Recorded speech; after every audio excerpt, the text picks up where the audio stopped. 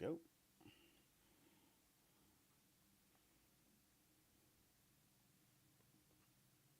Give me a second to check if we're live or not. Yeah, we're live. Okay, so Game Player episode 48, almost the 50 mark. Damn. We have a fantastic show for you this week, and also we have three legendary guests. Let's start with Coffee. This man is missed. He was not on BGP for the longest, but he is back. Coffee, man, how are you, man? What you been playing?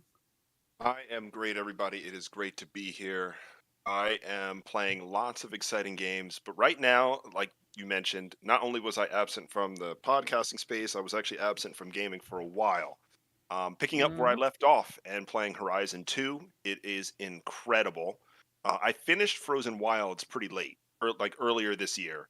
And so coming from that and being just happy with that DLC to this, it's just blowing my mind. I'm also playing Gran Turismo 7. And then gonna throw this out there. I'm playing a very obscure PSP exclusive JRPG called Last Ranker. To me, it's like a battle system that's a fusion of Legend of Legaia and Legend of Dragoon.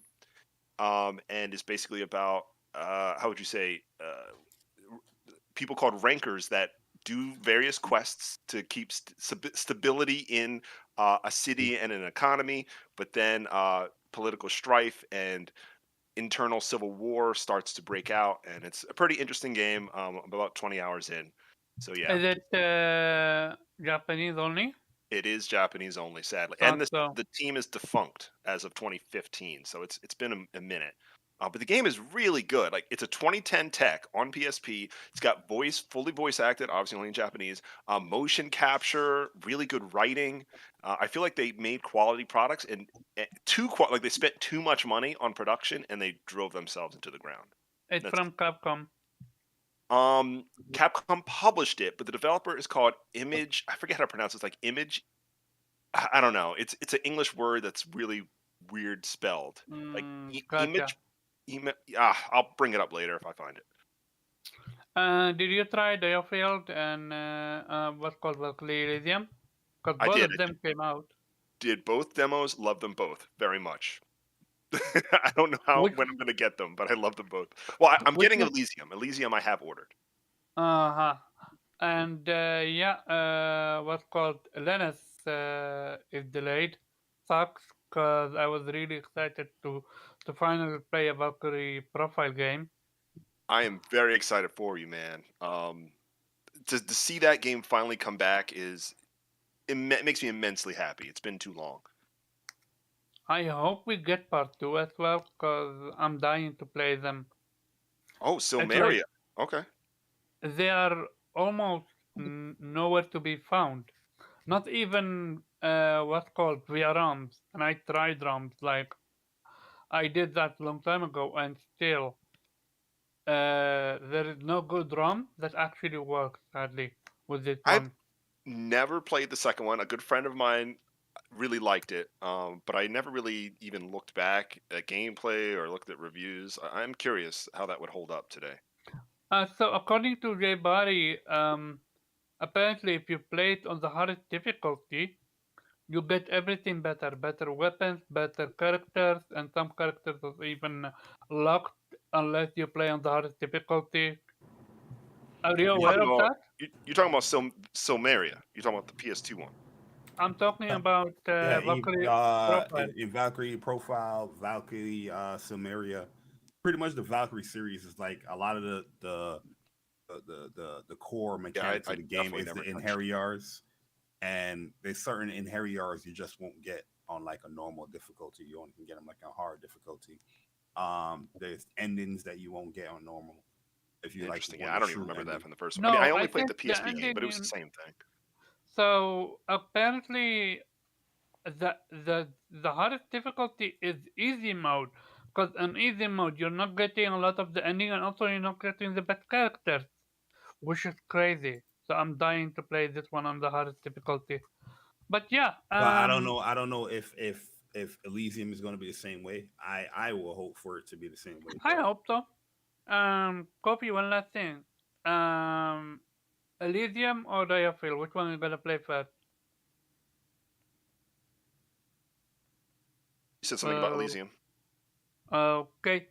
But yeah, one half of what's up. That's J Body. How are you, man? Congratulations on the 100th episode of what?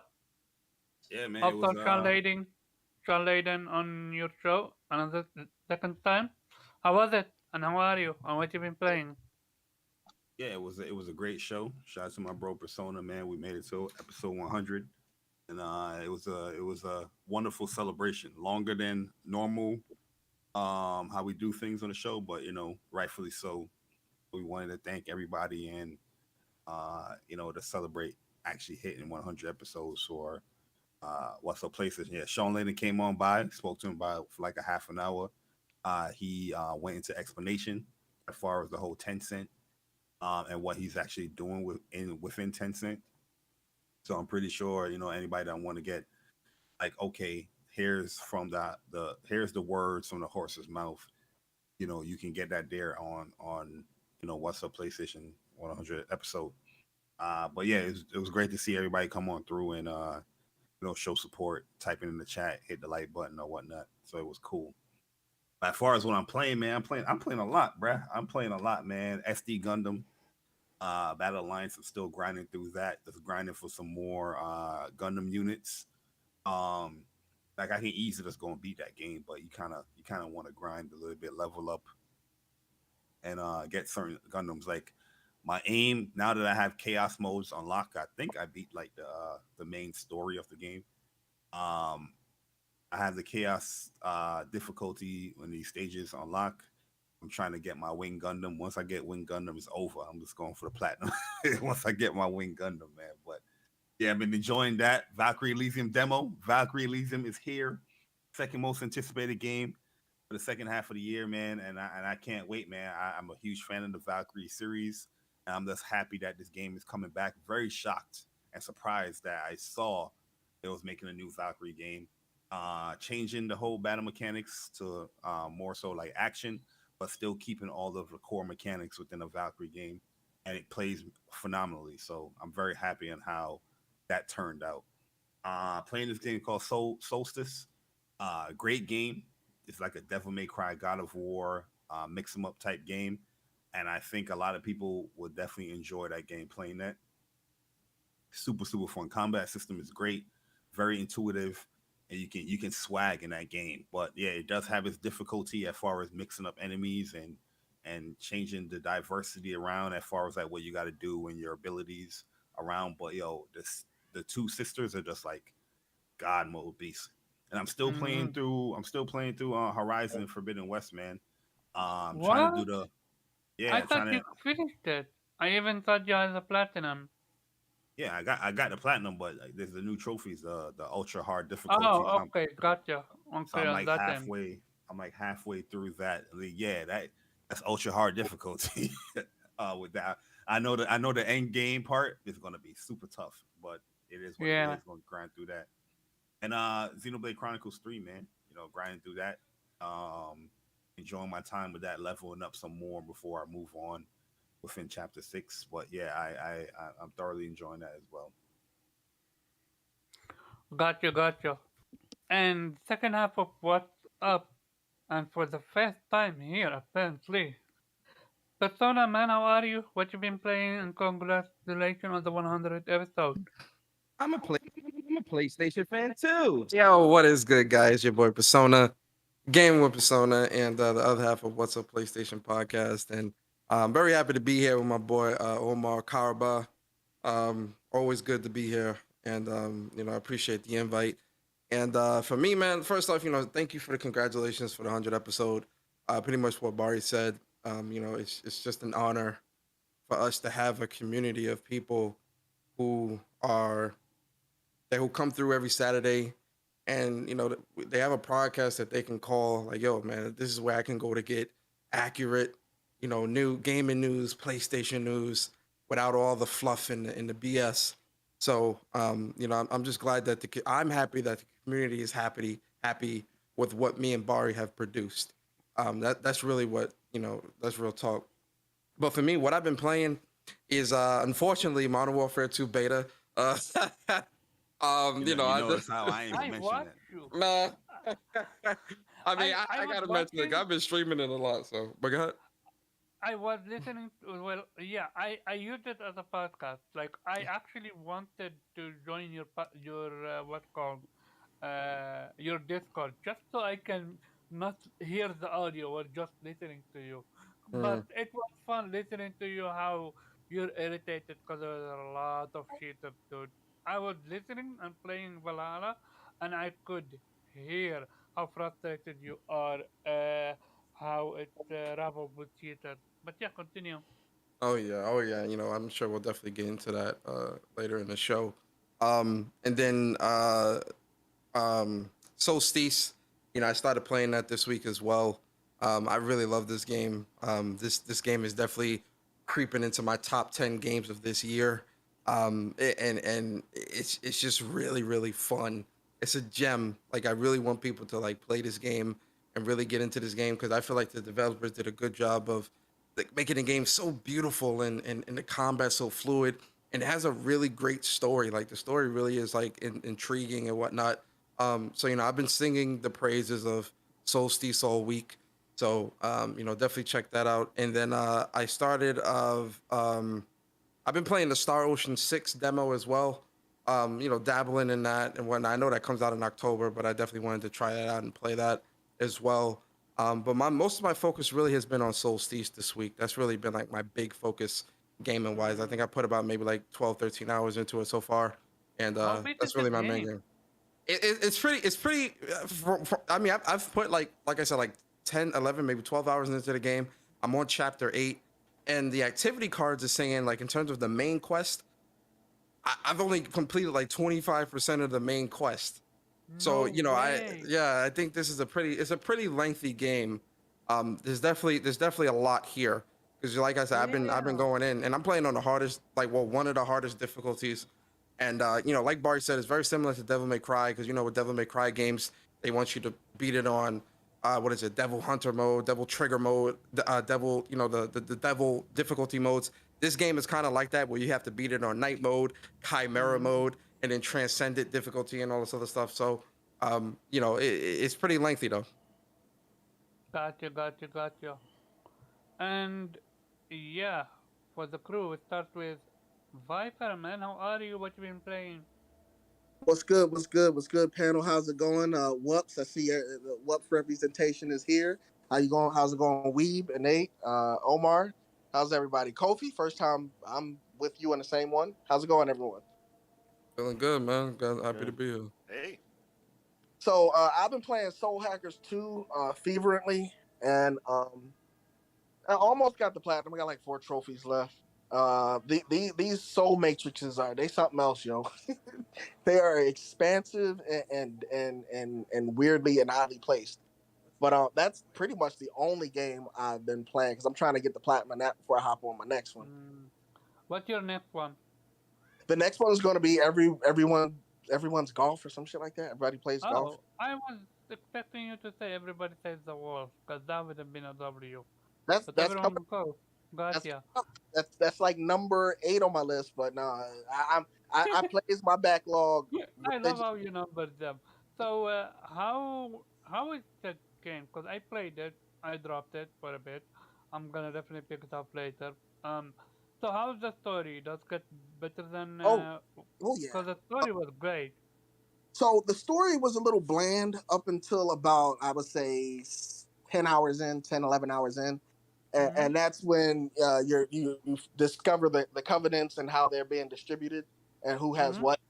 Um, Once you get to that point, that's when the story gets good. And I've gotten both endings, a little bit unsatisfactory for both on me, if you ask. But the story's good. I just don't think anybody would like the endings when they pop up on them. Mm-hmm. And what about the game mechanic? Do you get new game mechanic in the game, New or what you game. see, what you get? Uh, Actually, there's still new game mechanics I have yet to trigger because you got to do 2 playthroughs, in order What? to, yes, in order to do the fifth floor of the Soul Matrix. Because you don't get enough souls in the first playthrough, and you have to end it in order for them to double your souls count. Holy shit, dude! What is So, this homework? he said, "What is this homework?" Nah. So I'm So, are you gonna do a second playthrough on easy now? no, I'm doing the second playthrough on normal. And Oh, okay. I'm halfway through. It should take like maybe 15, 20 hours to do so. I'm pretty sure you're skipping every cutscene and stuff like Oh, that, you and damn you straight. know where you are and stuff like that. Yep. I know everything's Oh, at. I know all the side okay. quests. Gotcha. Um, and Nate, how are you, man? What you been playing? Uh, yeah, man. I'm good. I just spent back and forth, really between Xenoblade Chronicles 3, trying to finish that up. I'm already in the last chapter. Like I said, that's been a lot of fun. Uh, very, very seriously considering that my game of the year Goatee? so far. Yeah, it's top tier. I'm Over having a for lot of video fun. list? That's crazy. It I can. mean, it I is. It's wild, but I'm a JRPG I fan, and believe you know you. that. So, I mean, it says a lot, And I'm not saying it's for sure, but like it's close. But like Mm, considering Horizon's really the only other game that I'm considering so far as what's come out, then I mean that says a lot in and of itself. So, of course, the other game which has been all over my timeline is Cyberpunk. Um, Playing that for the first time on PS5 after the 1.6 update. It's been a lot of fun going even further and deeper into the game than I did when I put 165 hours into it on PC. So I just been enjoying that thoroughly, experiencing all the new characters and storylines and a bunch of stuff that I missed before. Just really almost 100%ing this entire game, like, and just experiencing this world and everything that CD Projekt Red put together, and it's amazing.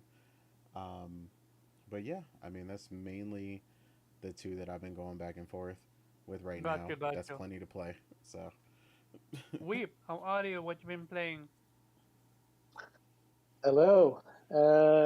Yeah, still recovering, but I'm fine. Plenty of gaming time. I've been playing The Last of Us Part 1. Just finished the main story and now going back for the Left Behind DLC and hopefully getting the plat soon. Also playing a bit of the Cowabunga collection, though I may have hit the extent to which I'm willing to play those games because there are a couple of fighting games for the NES and Genesis there that are really frustrating. So I'll see if I'm gonna continue with that. I also played the DLC for Tome, which is free by the way, which is just like the main game, excellent. And also finished Return to Monkey Island on the Switch, which is a welcome back to form for the series, which veered a bit towards a more Telltale-like uh, game previously, or at least episodal. And now it's back to basically the roots, literally going back to Monkey Island, and yeah, enjoy it very much. And I'm dabbling a bit with my. Recently got a Steam Deck, so I'm busy figuring out which games actually run on the Steam Deck, and then setting up my emulator because that's sort of my main purpose for the thing. So I can play all my emulated games on the go. Gotcha.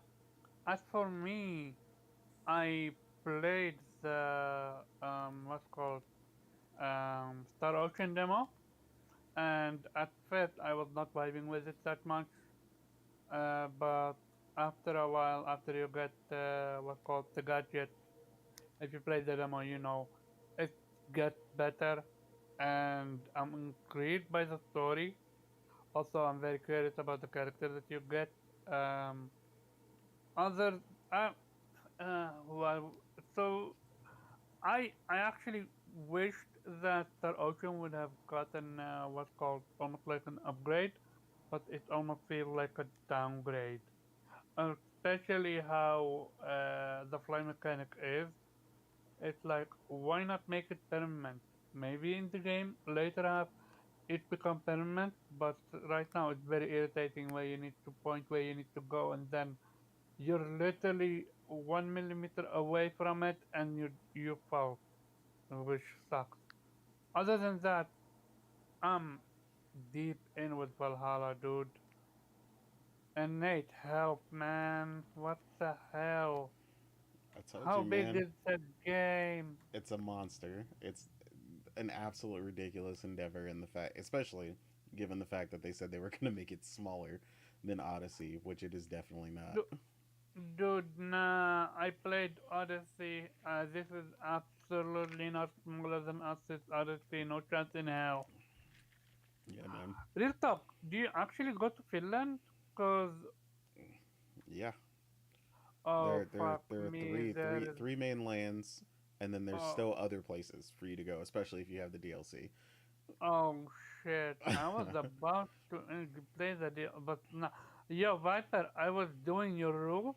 Play one game at a time, but nah. I'm gonna put Valhalla aside to play what's called Valkyrie Elysium and Battlefield. Nah, Valhalla. I am enjoying the game. Story wise, it's basic so far. It's very basic, but to me, what I'm enjoying the most, and I seen it, you call it UB shit web or UB mid. Um, the reason why I'm enjoying Valhalla is I'm actually beating hard level enemies while I'm under level just by pure destroying the game with mechanics. Like for example, when you dodge at the very last second, the time slows down, like kind of like how with God of War. And that ability alone does wonders. But yeah, I'm enjoying it. It shot and I said that this game is too big, and oh man, I'm considering dropping it for a bit. Cause yo, both Body, both Persona, and myself, we played the demo for Steel Rising, and none of us have touched the fucking game yet. Now I have What's the up full with game. that? It's just look how many games that has came out. Like I'll Yeah, be yeah, honest yeah, with you, I'm not like saying Steel you don't Rising have it. it's not on the high priority list for me to play right now. Like I definitely dabbled in it, but majority of the other games that I'm playing right now, I'm just like, yeah, this is what I'm going to be playing. I'll I come feel back to you that with when I this come to one. it. Cause that happened to me as well. Cause I enjoyed the demo. I destroyed it with the ice gun. Like that shit is overpowered as fuck. But yeah, I don't have for time for Steel Rising right now. I'm gonna play Diofield or Valkyrie Elysium. We'll see. But yeah, with that being said, I'm gonna start the first topic, which is going to be JRPG turn-based versus JRPG action. And little backstory: I have always been on the turn-based side of things. We have had debate with Chris and others on here, and I always showed the what's called turn-based side of things. However, innate, when you start calling action JRPG boring, that's what I'm like. And you said your reasoning is because they are doing the same exact move over and over again. That's what I'm like. But with turn-based, you're doing that as well. So make your point. Why do you call it boring? Yeah, so it's not everyone is boring, so that's a correction in and of itself. Because I beat and played Tales of Arise and loved it. The crux of the issue for me and a lot of them is the basic attack form when playing a lot of these games is stuck in an inability to be altered because of the way the combo system works. It's not to say it's bad, it's just that that's what bores me in a lot of these games, particularly a game that a lot of you guys are looking forward to. When I tried the demo, I was bored with the attack style system, it felt like it wasn't very weighty to me and a number of other things, but really the base thing was just the base attack just felt really boring and plain for me. Um, that was like a big criticism for me because I find that to be the case in a lot of action based games that are similar to that particular perspective. Another one that uh, Karaba and Weeb are definitely fans of is the Yeast series. And again, not something I think is particularly bad, but there's a limitation on top of the the auto attack system that I'm referring to when the or not auto attack but the main attack, um, being there that there's a usually a limitation applied to the amount of skills you can execute at any given time frame in a lot of these games because they use the combo system. Um, One of the ones that I liked, like I said, Tales of Arise being the most recent example of that, was that I could only execute 6 skills at any given time frame because that's all they would allow me to bring as far as like the character that you are controlling. And that was something that always irritated me because in turn based, I don't have that limitation. If there's 100 skills to access, I can execute those skills at any given time frame, provided you have the mana or whatever system they determine for that. So that's something that I was explaining to Karaba that I prefer in those, as opposed to being limited or feeling limited in the combo systems in those games. And then also, depending on how they are structured, particularly something like Valkyrie Elysium, they can't necessarily alter it too much because the combo system is designed in a way to execute so that when you press square and triangle, it's always going to do this, and it needs to because you need to knock the opponent in the air or you need to do something like that. um, I was stating that in that particular instance, you wouldn't need that limitation in a turn-based one because you don't. The combo system is like not it's non-existent, right? Like in that particular instance, you could select whatever you wanted. They could load 100 different combination of attacks for like the simple pressing of the attack button, which a lot of people hate. You just hit attack and they attack, right? But you don't have to be limited, is what I was saying, in the way that they execute the basic attack in a turn-based RPG. Just because it is in some of them, you don't have to be. And that was a limitation that a combination of the limitation that I was explaining that often bores me in those games. It's just the limited amount of available skill set that I feel is in my arsenal at the time. So that is the argument versus turn based versus action is the limitation based on, well, honestly, number of buttons you have available and depending on how they structure it. So, Gotcha, gotcha. That Before we that is a very interesting point because the word limitation, that is the crux of a turn-based game. You are very limited as far as everything you can do, how you can attack, mm, how you can position. Uh, so it's kind of weird hearing that from an action perspective when those limitations from an action game perspective, you're not limited in those aspects. You can move where you want to move. You can attack when you want to attack. But the reason why I disagree with you is that yeah, I love turn-based games, but I feel like the action is becoming more superior, in my opinion, because all of the aspects and the strategy that it would take for to do in a turn-based, it's still it's still there in an action game, in a lot of action games where you can't just a lot of people think that you can just press square or press triangle and think you can just go out and beat this game. But majority of the action games, you can't really do that.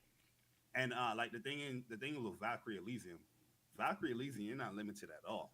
I don't know how far you got into there, but you do level up into it, and you definitely have a lot more. Uh, you have a lot more arsenal to the character, not just on an offensive standpoint, but a defensive standpoint. Another thing that you are limited in a turn base where you only have pretty much one thing. Oh, if it gives you a defend, button or whatnot. I think So 1 second, but I think what he meant, and now I understand what he meant. Like for example, with Valkyrie Elysium alone, you can pinpoint which attack you wanna link to your controller. Like for example, if you press R1 and then square, you do this move or that move. While in, let's say, let's call it, give it 6 spaces. In action RPG, you have 6 spaces while you're fighting, but in jrpg turn-based, you have unlimited spaces because you have all the abilities right there for in front of you. You choose which one you nah, want to that's not use. the case. You don't have That's basically it.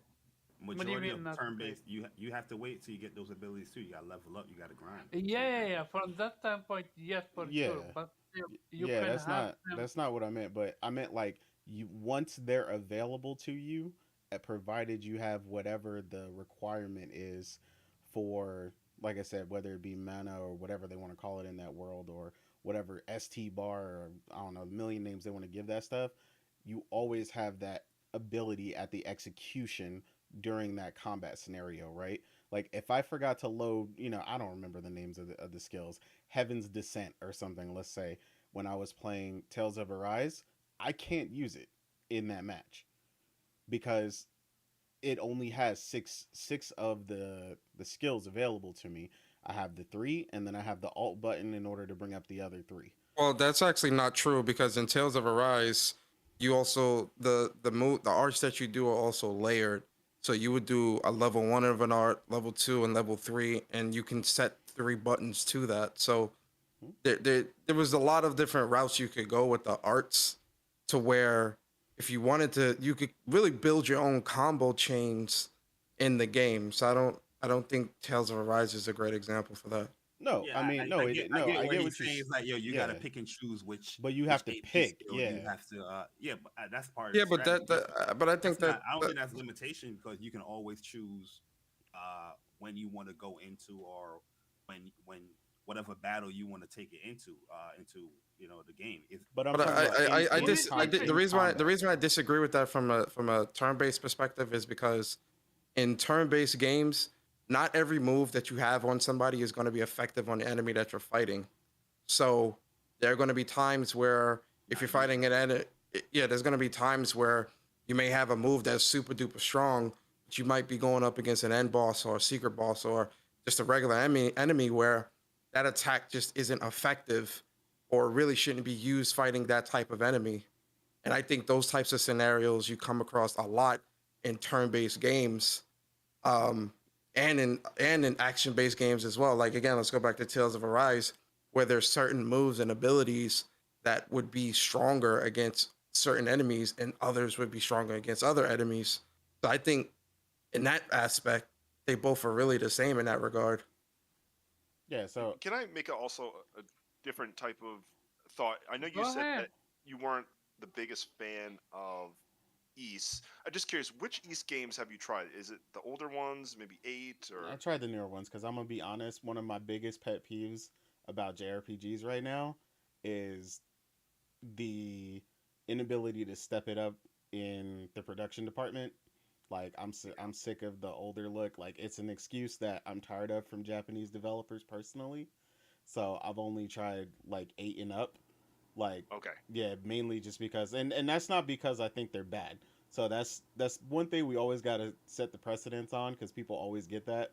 Not liking something is not that as bad, right? I think they're perfectly fine, but the game just didn't step it up for me production wise enough for me to be interested. And they also played quite a bit differently too.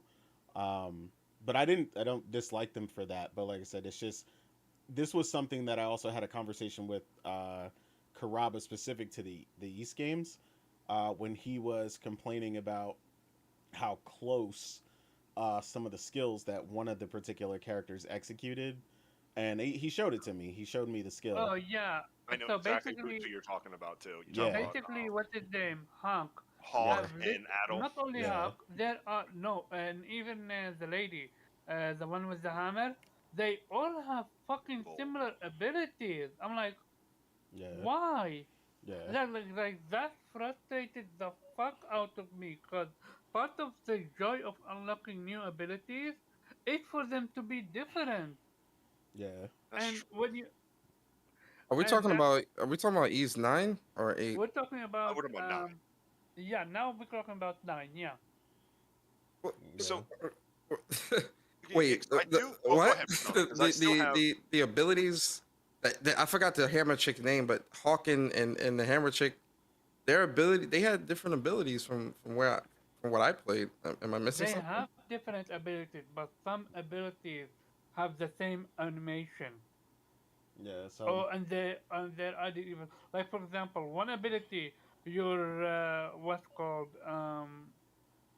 your make almost like a tornado with your hammer, and then one ability literally the same, and then you add a jump attack and a slam with it. That yeah. that's what I'm complaining about. What? So I just. Oh, Omar, I want. what are you talking about, bro? Like, yo, that I don't agree with that being a valid criticism over Omar, turn-based games Omar, you because have to. in turn-based games, you're even more limited No, no, no, no. with the moves No, that you're no, doing. There's some he just didn't turn-based like games. that. I It's was not against turn based.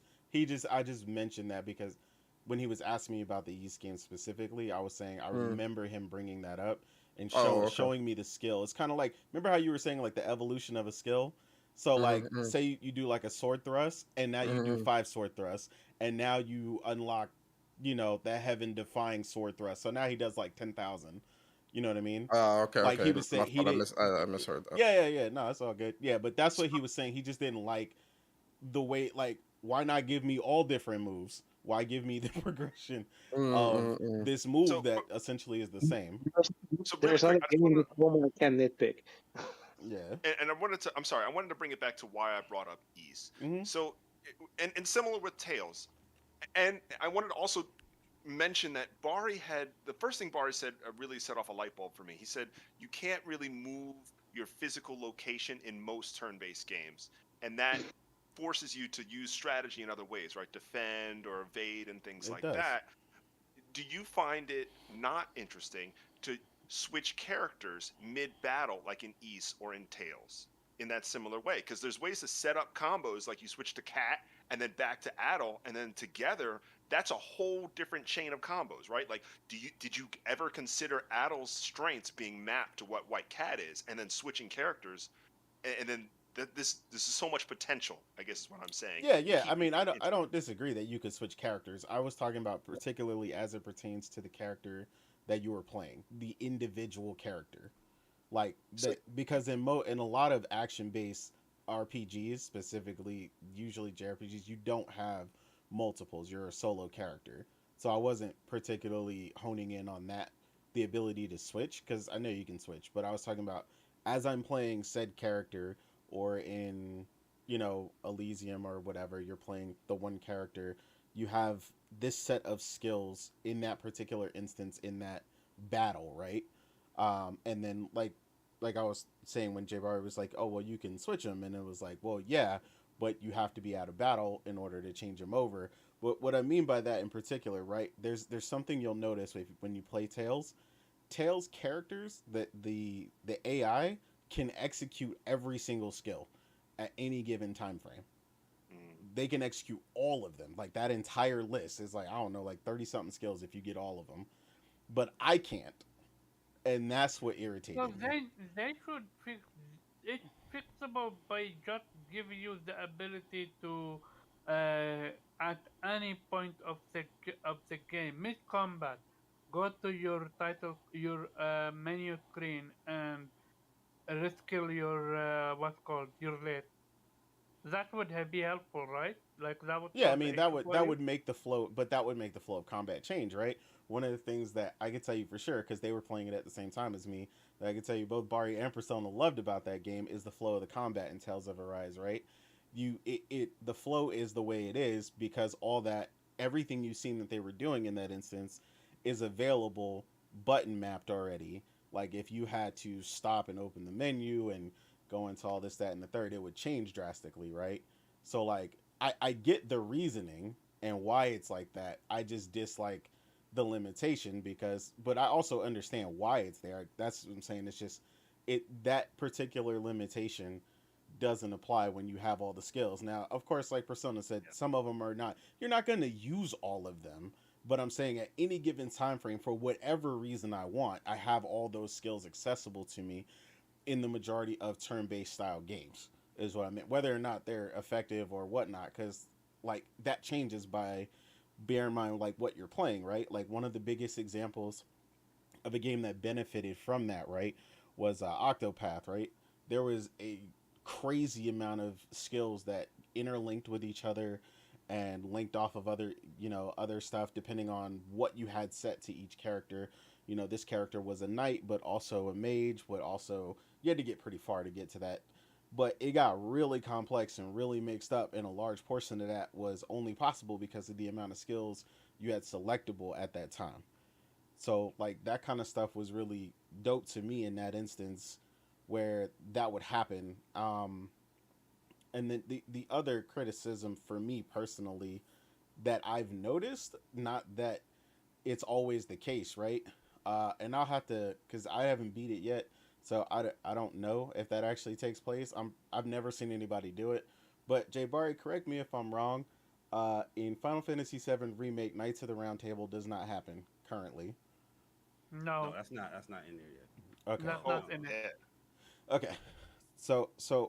Another thing that I tend to notice, not that it's always the limitation.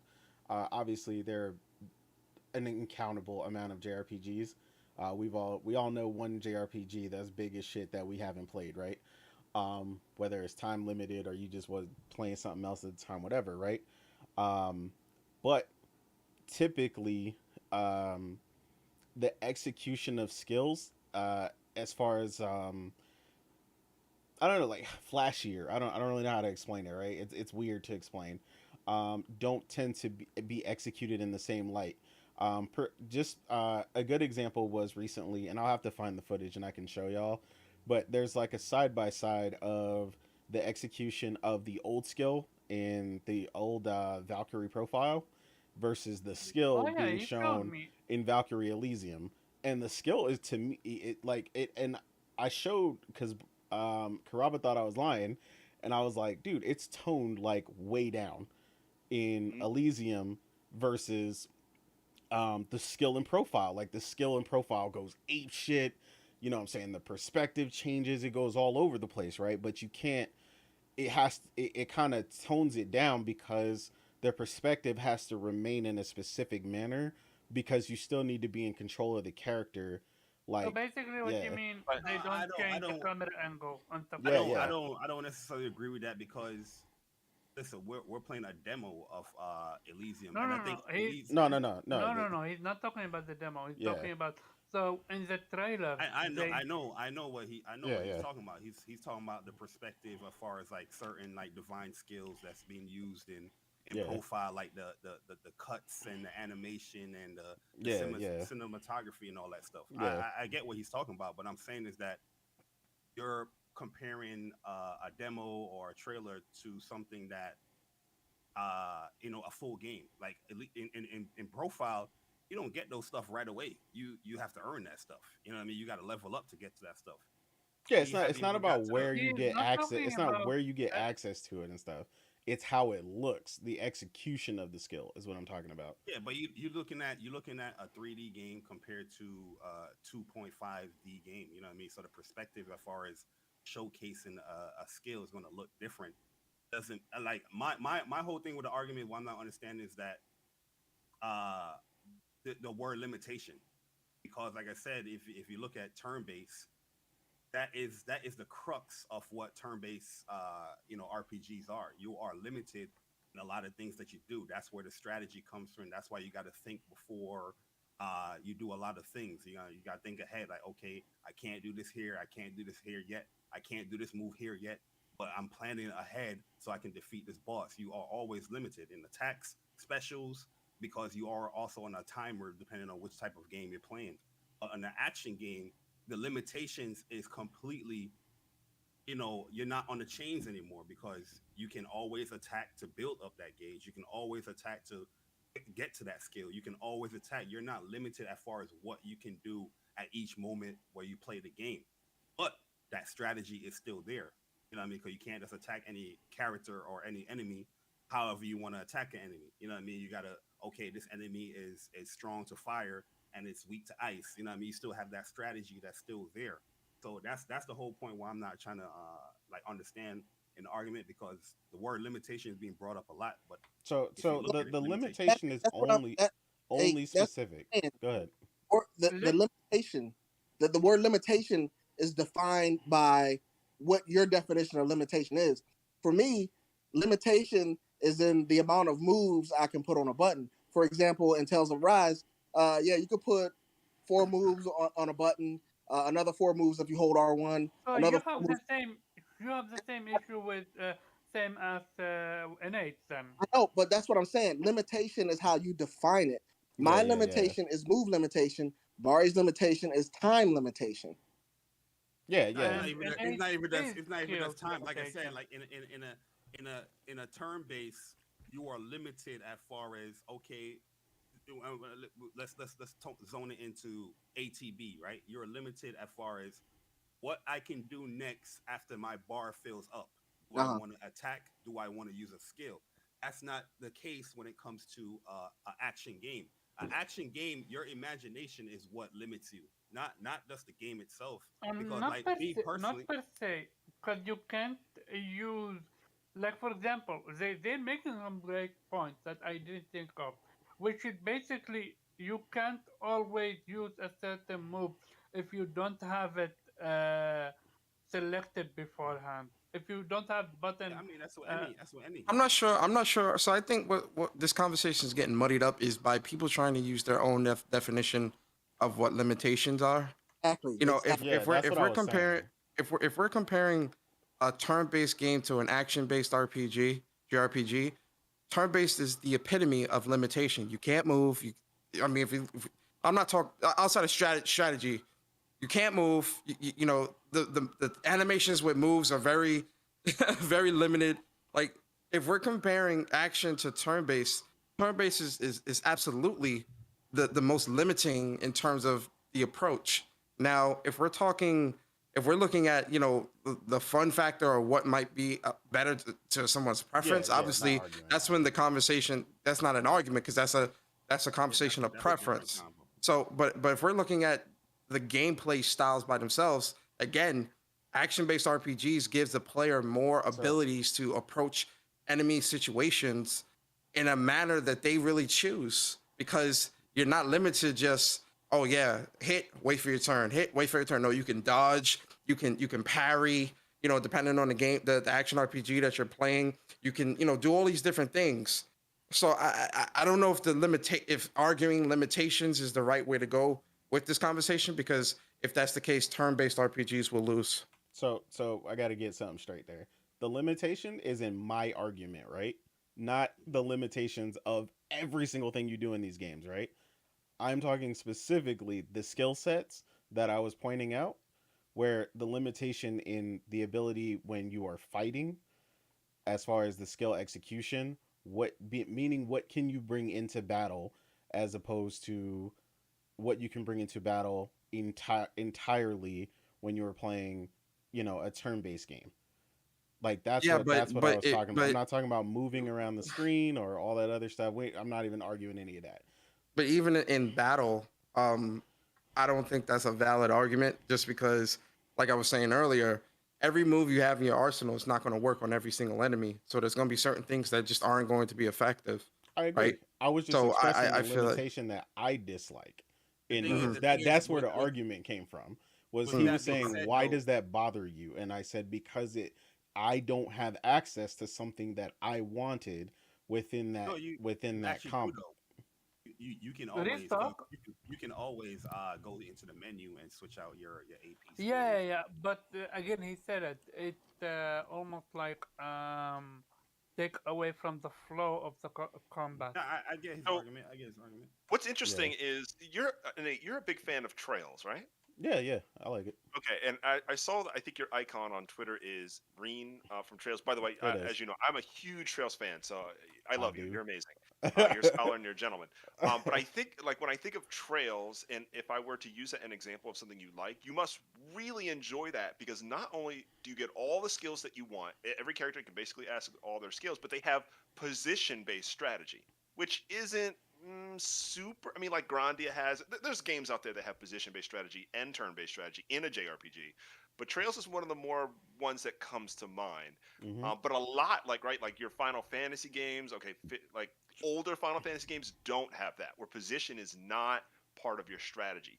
Would They you don't. say that you, does position ever come into your preferences when you're playing turn-based games? Because you like all the skills being available, but things like here's the thing, like playing Final Fantasy VII Remake, I love that I can use Braver and miss just because I'm a couple inches away from the enemy, and that's my own fault. That's a skill I need to develop. Yeah, But yeah, that's not an issue typically. Well, it can be an issue in Trails. You can actually miss and do the skill and not hit anybody. yeah. You Um, can. so is that? I probably muddied the waters a little bit more, but I think uh, you like the option of all your skills available. But I'm trying to find where you can get your position-based strategy and your skill-based strategy too. I just feel like that list Yeah, is really. like, and to be fair, like I said, like one of the arguments that Persona was bringing up and that you were mentioning right now, right? The the the movement or a positioning ability doesn't particularly bother me one way or another, right? Because whether you can move or not is going to develop a different type of strategy, right? You know, whether you're in defense when a skill is coming up, you know, whether it's in however they indicate, you know, a skill that might one shot you, or you know, other different things. That stuff's going to change. Or in, like they said in their case, they love to dodge, right? My problem with that is a whole nother thing, right? Because there's games there's games that we play, if you want to get into the action stuff, where you love the dodge in a game, and then there's some that you play and you're like, whoever created this dodge didn't know what the hell they were doing. Like, it's just frustrating. It doesn't work well. You know, it doesn't. Clunky. Yeah, it's clunky, or the timing is off. Like, it's clearly off. Like, you know when you should have dodged, and you did it right, but like the timing is off based on the button and the way that you press it. You know, stuff like that. And, like, this is something that I know Bari is a huge fan of, because he loved his you know, fighting games, and this stuff is mad key. If anything is off, fighting games fans they count in frames. You know what I'm saying? Like, they're like, Whipping and punish you. yeah, exactly. And then they're gonna punish you. You know what I'm saying? Hey, this frame is 0 point whatever off, and if you miss it, I can uppercut you, and now you're screwed. You know what I mean? Like, that's what, like, I don't mind. Um, like I said, I don't mind that stuff, and that, to me, that's a different strategy, right? Like, Yeah. there's something that in particular, like you mentioned, Final Fantasy VII Remake, right? One of the things that I hated when because I checked on this, because I was like, because what you just said was part of the thing that a lot of people liked, right? That it was action based, you could move around, right? Well, I was like, well, sometimes when I was dodging, I was like, I still got hit, and like people were like, oh, that's just how it is, and I was like, I was like, that makes no sense. Like, it's a dodge. Dude, dude, welcome to, dude, that's literally the definition of a Souls game. Yeah, Most Souls games have one of the worst hitboxes out there. Like, The thing is with Final Fantasy VII Remake, it works kind of like how 12 or MMO works. The dodge mostly is just for like a spacing thing. It's like if an enemy attacks and you press circle or you dodge, you're still going to get hit yeah. regardless. And that's what, like, but like, that's what I'm saying. Like, in that case, right? That means, yeah, I have to change the strategy, how I approach a lot of stuff, which, like I said, I don't dislike, I don't mind it. But like, I was under, like, when I think of the dodge in for instance, because I'm coming off of not trails, but TOA or whatever, Tales of Arise, where the dodge is a literal dodge. Like, I mean, you could dodge in an instant.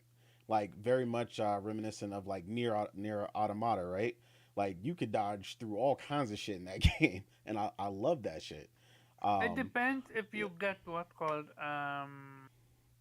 you're talking about, invisibility frame or not. yeah, yeah, Uh, that most of the time will come down to. yeah, yeah, Like, in my opinion, dodging should always be key and on yeah. point, and also you should be getting invisibility frame with it Yeah, if you do it right. and one of my biggest things, one of the, because the Wukong myth thing with trailer was playing right now.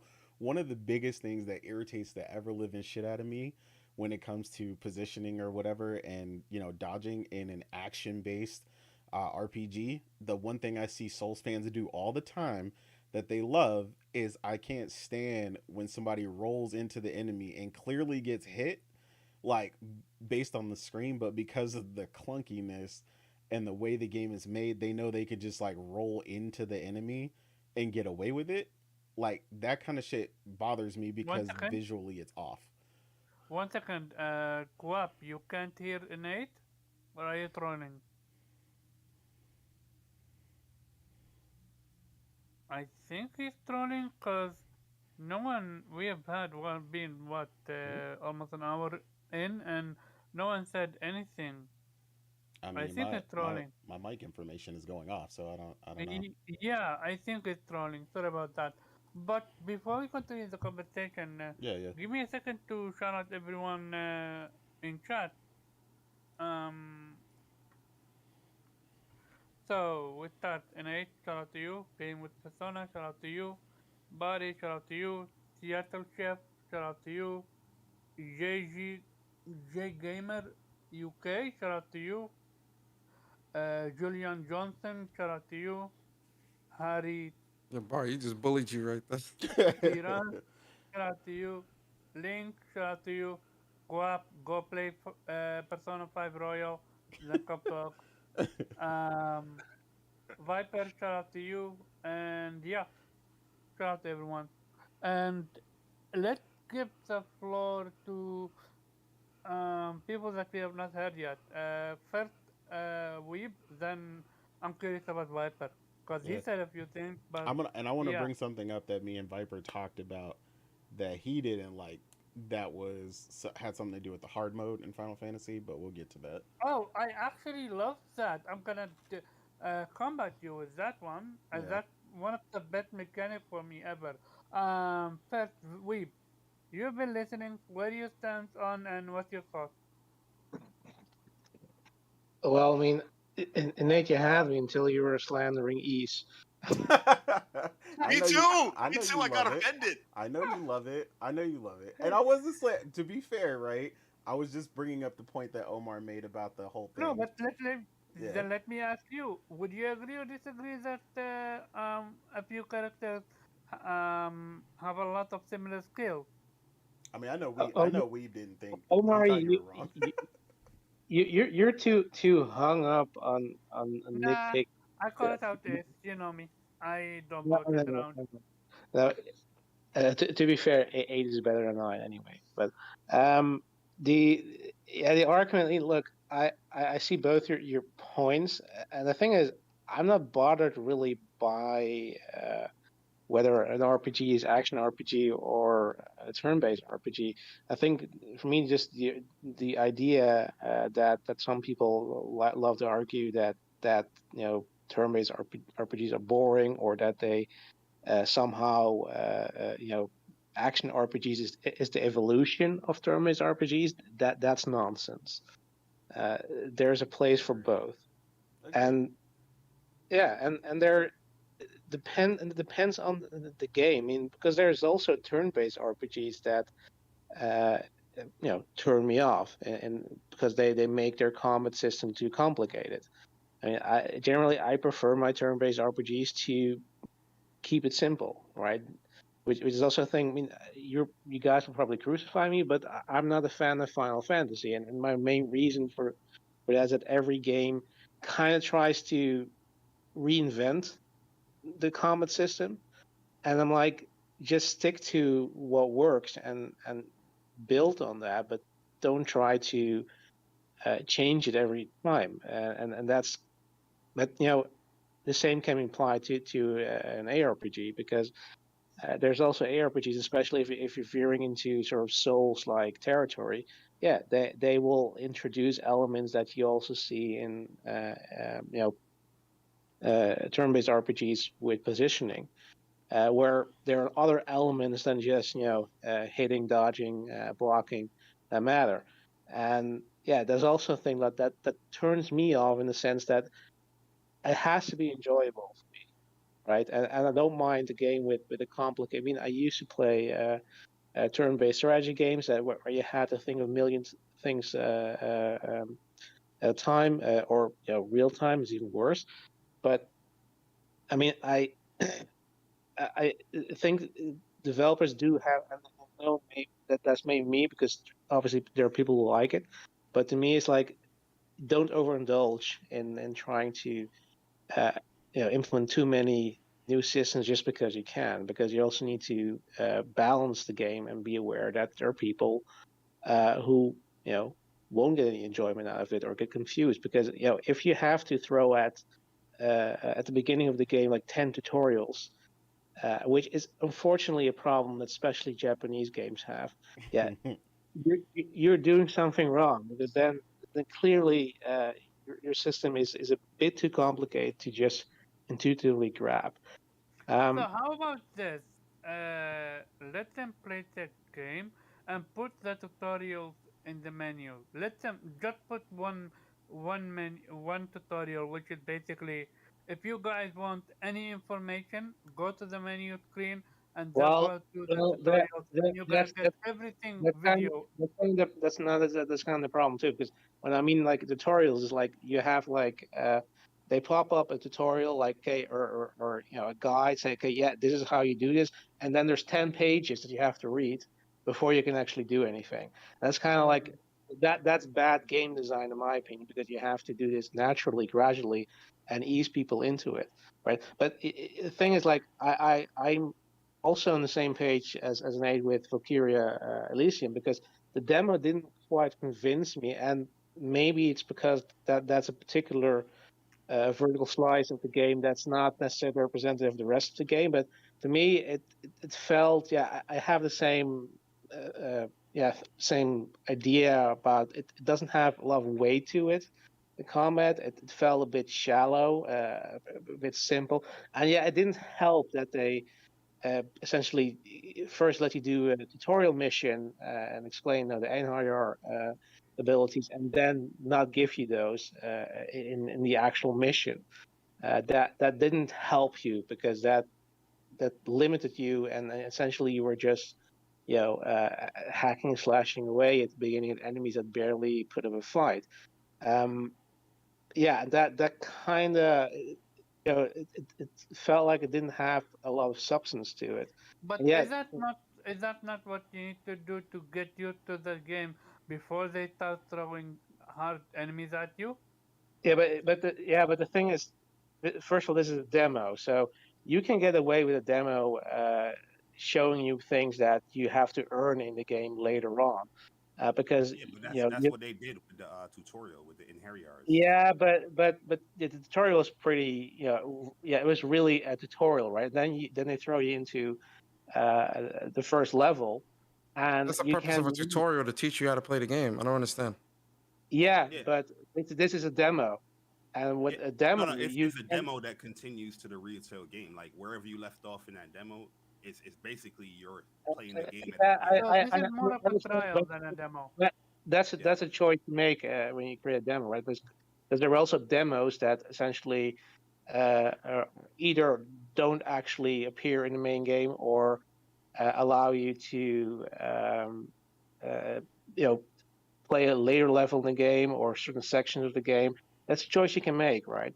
But to me, this choice, I mean, again, I appreciate that you can keep your save, etc. But to me, this didn't give me the right impression of the game because had you let me play, for example, later level and just give me all abilities that you can get, and I know that I won't be able to do this at the beginning of the game, but then at least give me an impression of okay, this is where I'm working towards. That would have been far more interesting than what I've played because now I've played basically running around with a single character. There's essentially nothing in his world aside from a few enemies, and you have a few moves really, and you don't have anything that But stands out. let me you're tell a you. gamer. You have played previous games that have done this exact same thing, which I dislike because you had me on our group chat. I am not a fan of this one, but it's like I took it and I got my first what's called character and keep it moving, kept it moving. It's Let me like let Well, me let me but tell you but, the but beauty of what Valkyrie Elysium is doing, because no different than the first game. In the first game, in Valkyrie Profile, like a tutorial area, you get like one of the most powerful characters in the game, where you have Freya on your squad, and Freya can pretty much just decimate anything, giving you the potential like, oh, here's what you can lead up to, where you can have in your party member. No different than like what Elysium did. Elysium in the tutorial, they're teaching you how all the mechanics in the game is, showcasing you that, okay, here's your combat, here's your attacks, here's your divine skills, and here you can summon inheriars where it can help you throughout battle to, whatever enemies that you're gauging against.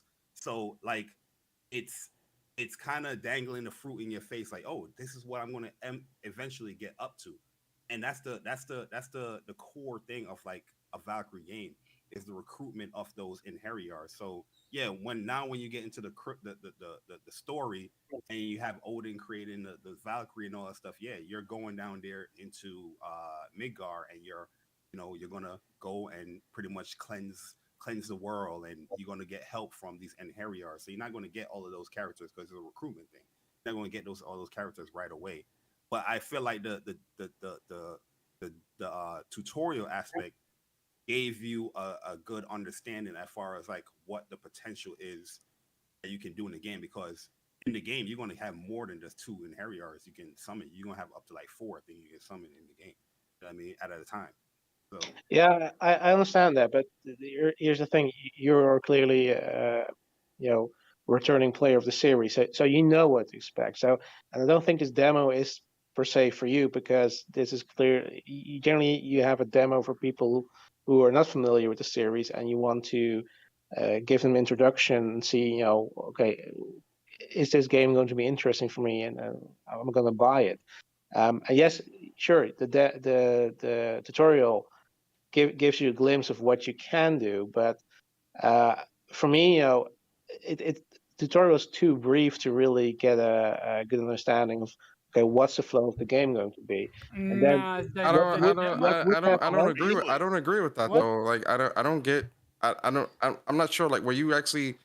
I mean, no disrespect when I ask this, but were you actually paying attention to what it was trying to teach you? Because they Yes, explain a lot of this stuff that you can do with the different spirits, with your combo Not, strings, and then even as you level up your weapons, there's a whole training area where you can practice different combos and all types of things. So yeah, not only that. I understand I don't that, but understand the criticism. I'm just not understanding it. I mean, listen, you're free to your own opinion, but I'm just not understanding this level of criticism in terms of mm, not understanding what you're supposed to be doing.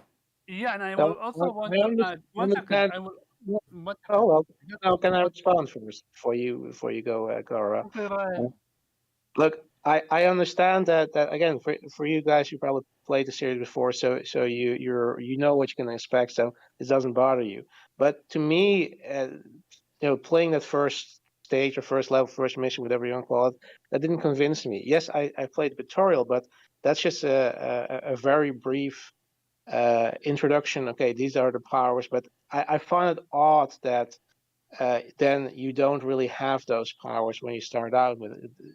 You can summon. I see Okay, what you mean. so You didn't like the takeaway thing. You rather them focus the demo on giving you the full showcase rather than just Exactly. yeah, but restricting let you me let back. me But the reason, of course, like Barry said before, is because they chose to structure it in a way that it's Yeah, going to I, transfer to I the game. understand that. I Yeah, so understand I it, get and that. let me it's ask you let me it's ask you this. a Let me the ask you choice. this, Weeb. Yeah, What go would ahead. be the difference if you played the demo where you're much later in the game and have this inheriars, but then okay, you decided, let me purchase the game. That's where you're gonna start.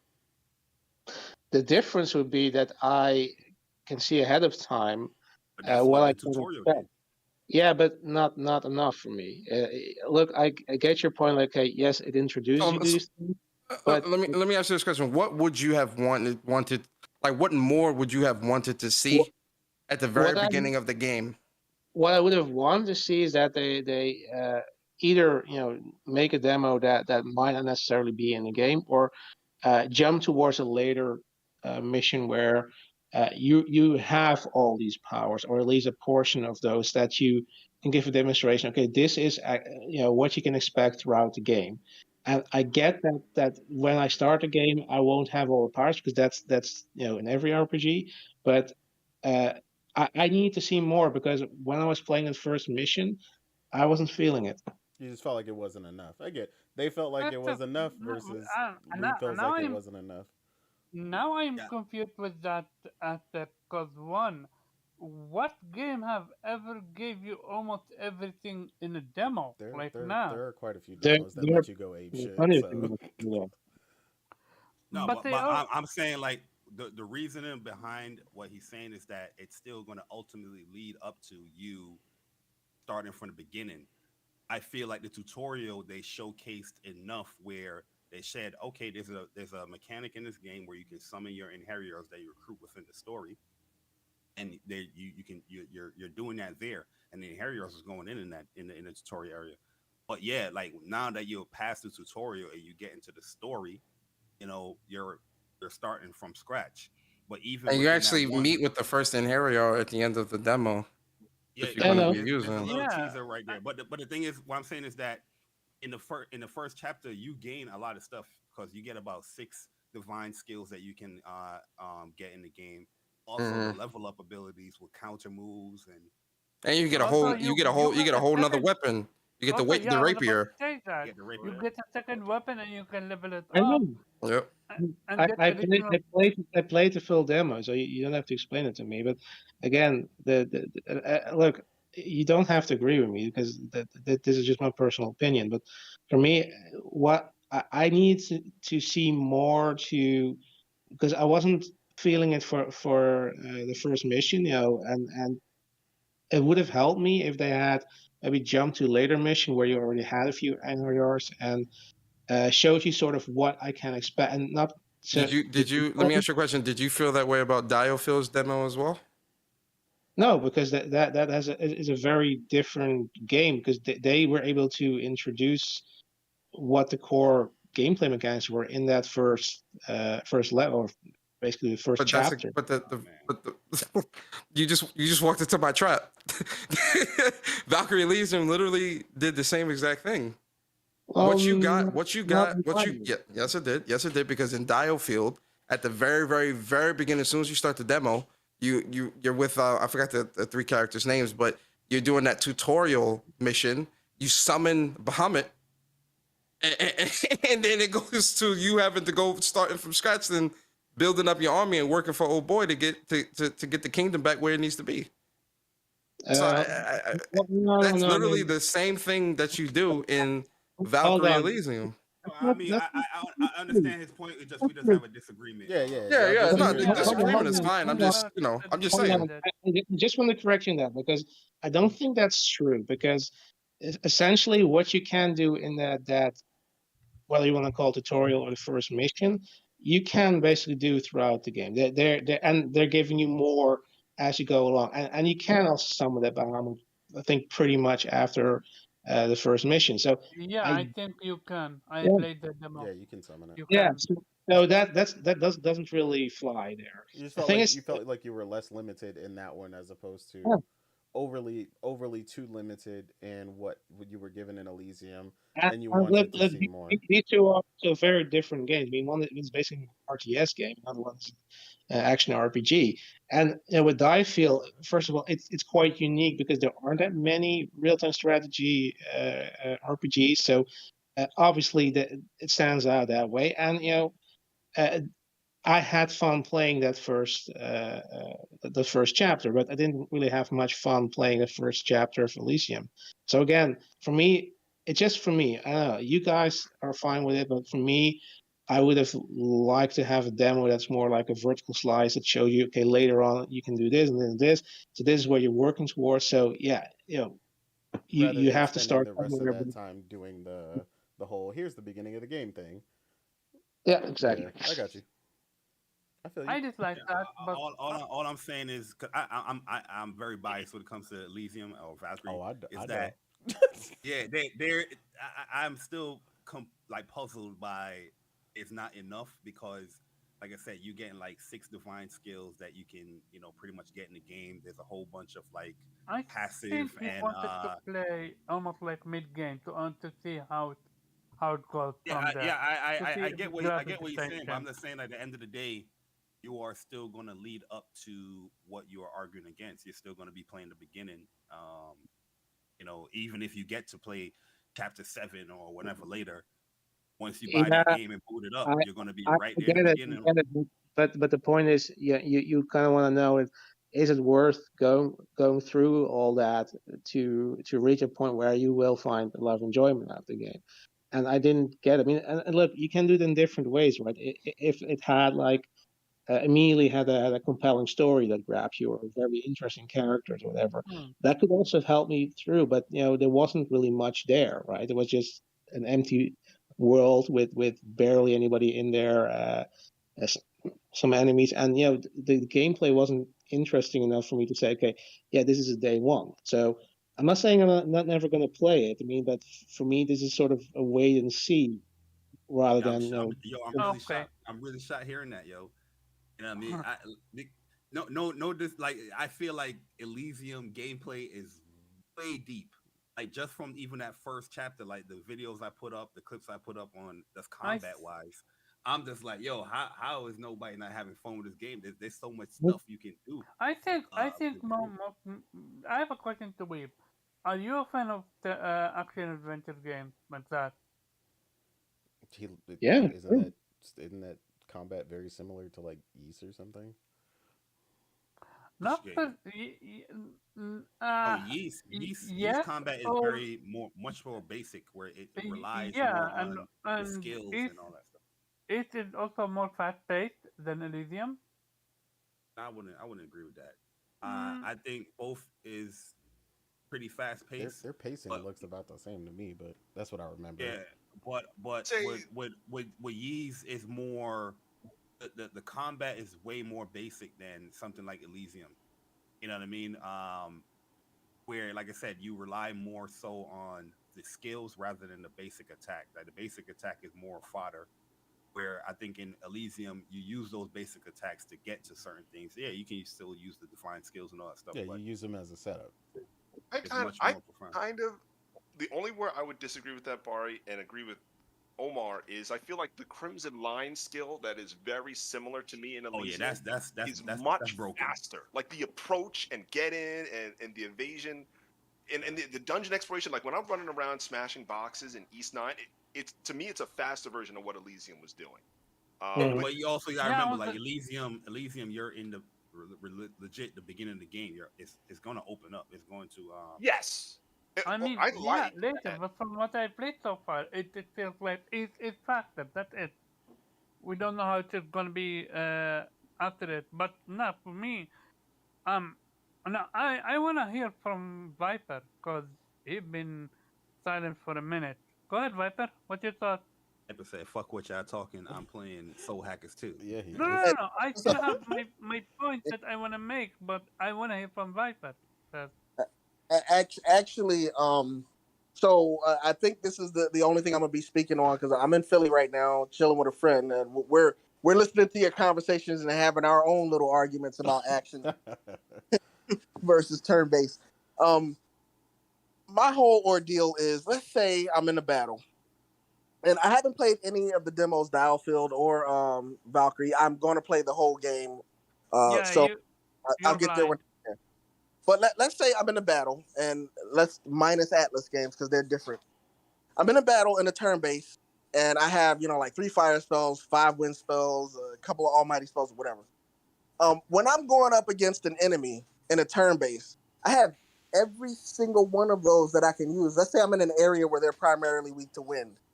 So obviously, I'm going to be using a lot of wind attacks from my turn base seat until I run across that one person that's weak to fire. Then I got to switch it up and use it. With a game like Tales of Arise, where you assign buttons, um, it gets to a point where, yeah, I might have 15 of those moves set up as wind and one set up as fire because or 3 set up as one fire, one water, whatever.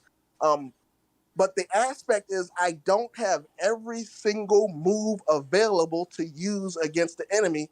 And if I sometimes I even got to stop, go into the menu, reset some buttons. I just I'll play games like Tales of Arise, but they are a step down to me from turn based, because turn based I have access to every single thing I need to fight with. Hmm.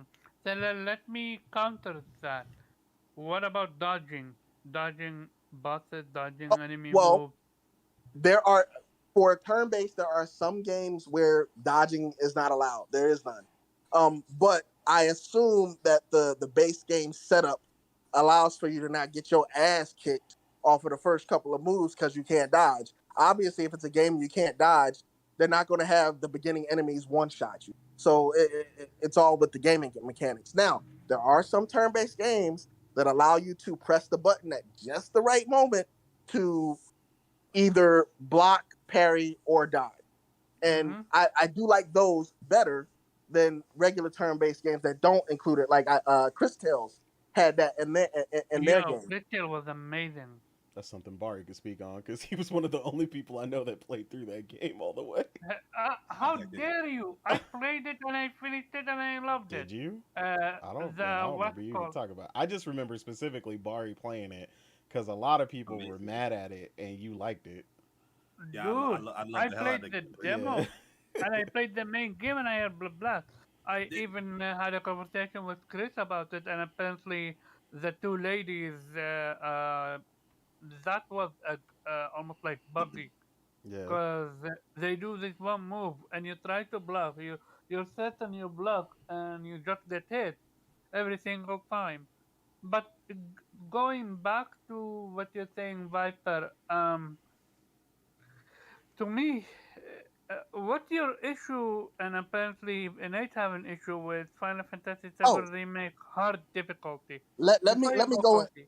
let me go in on No, this one. can I So can I get back to Viper's point and the yeah, go whole ahead, go ahead, go ahead. Yeah, go ahead. the laundry list of moves that you're not gonna do at any moment at any time anyway.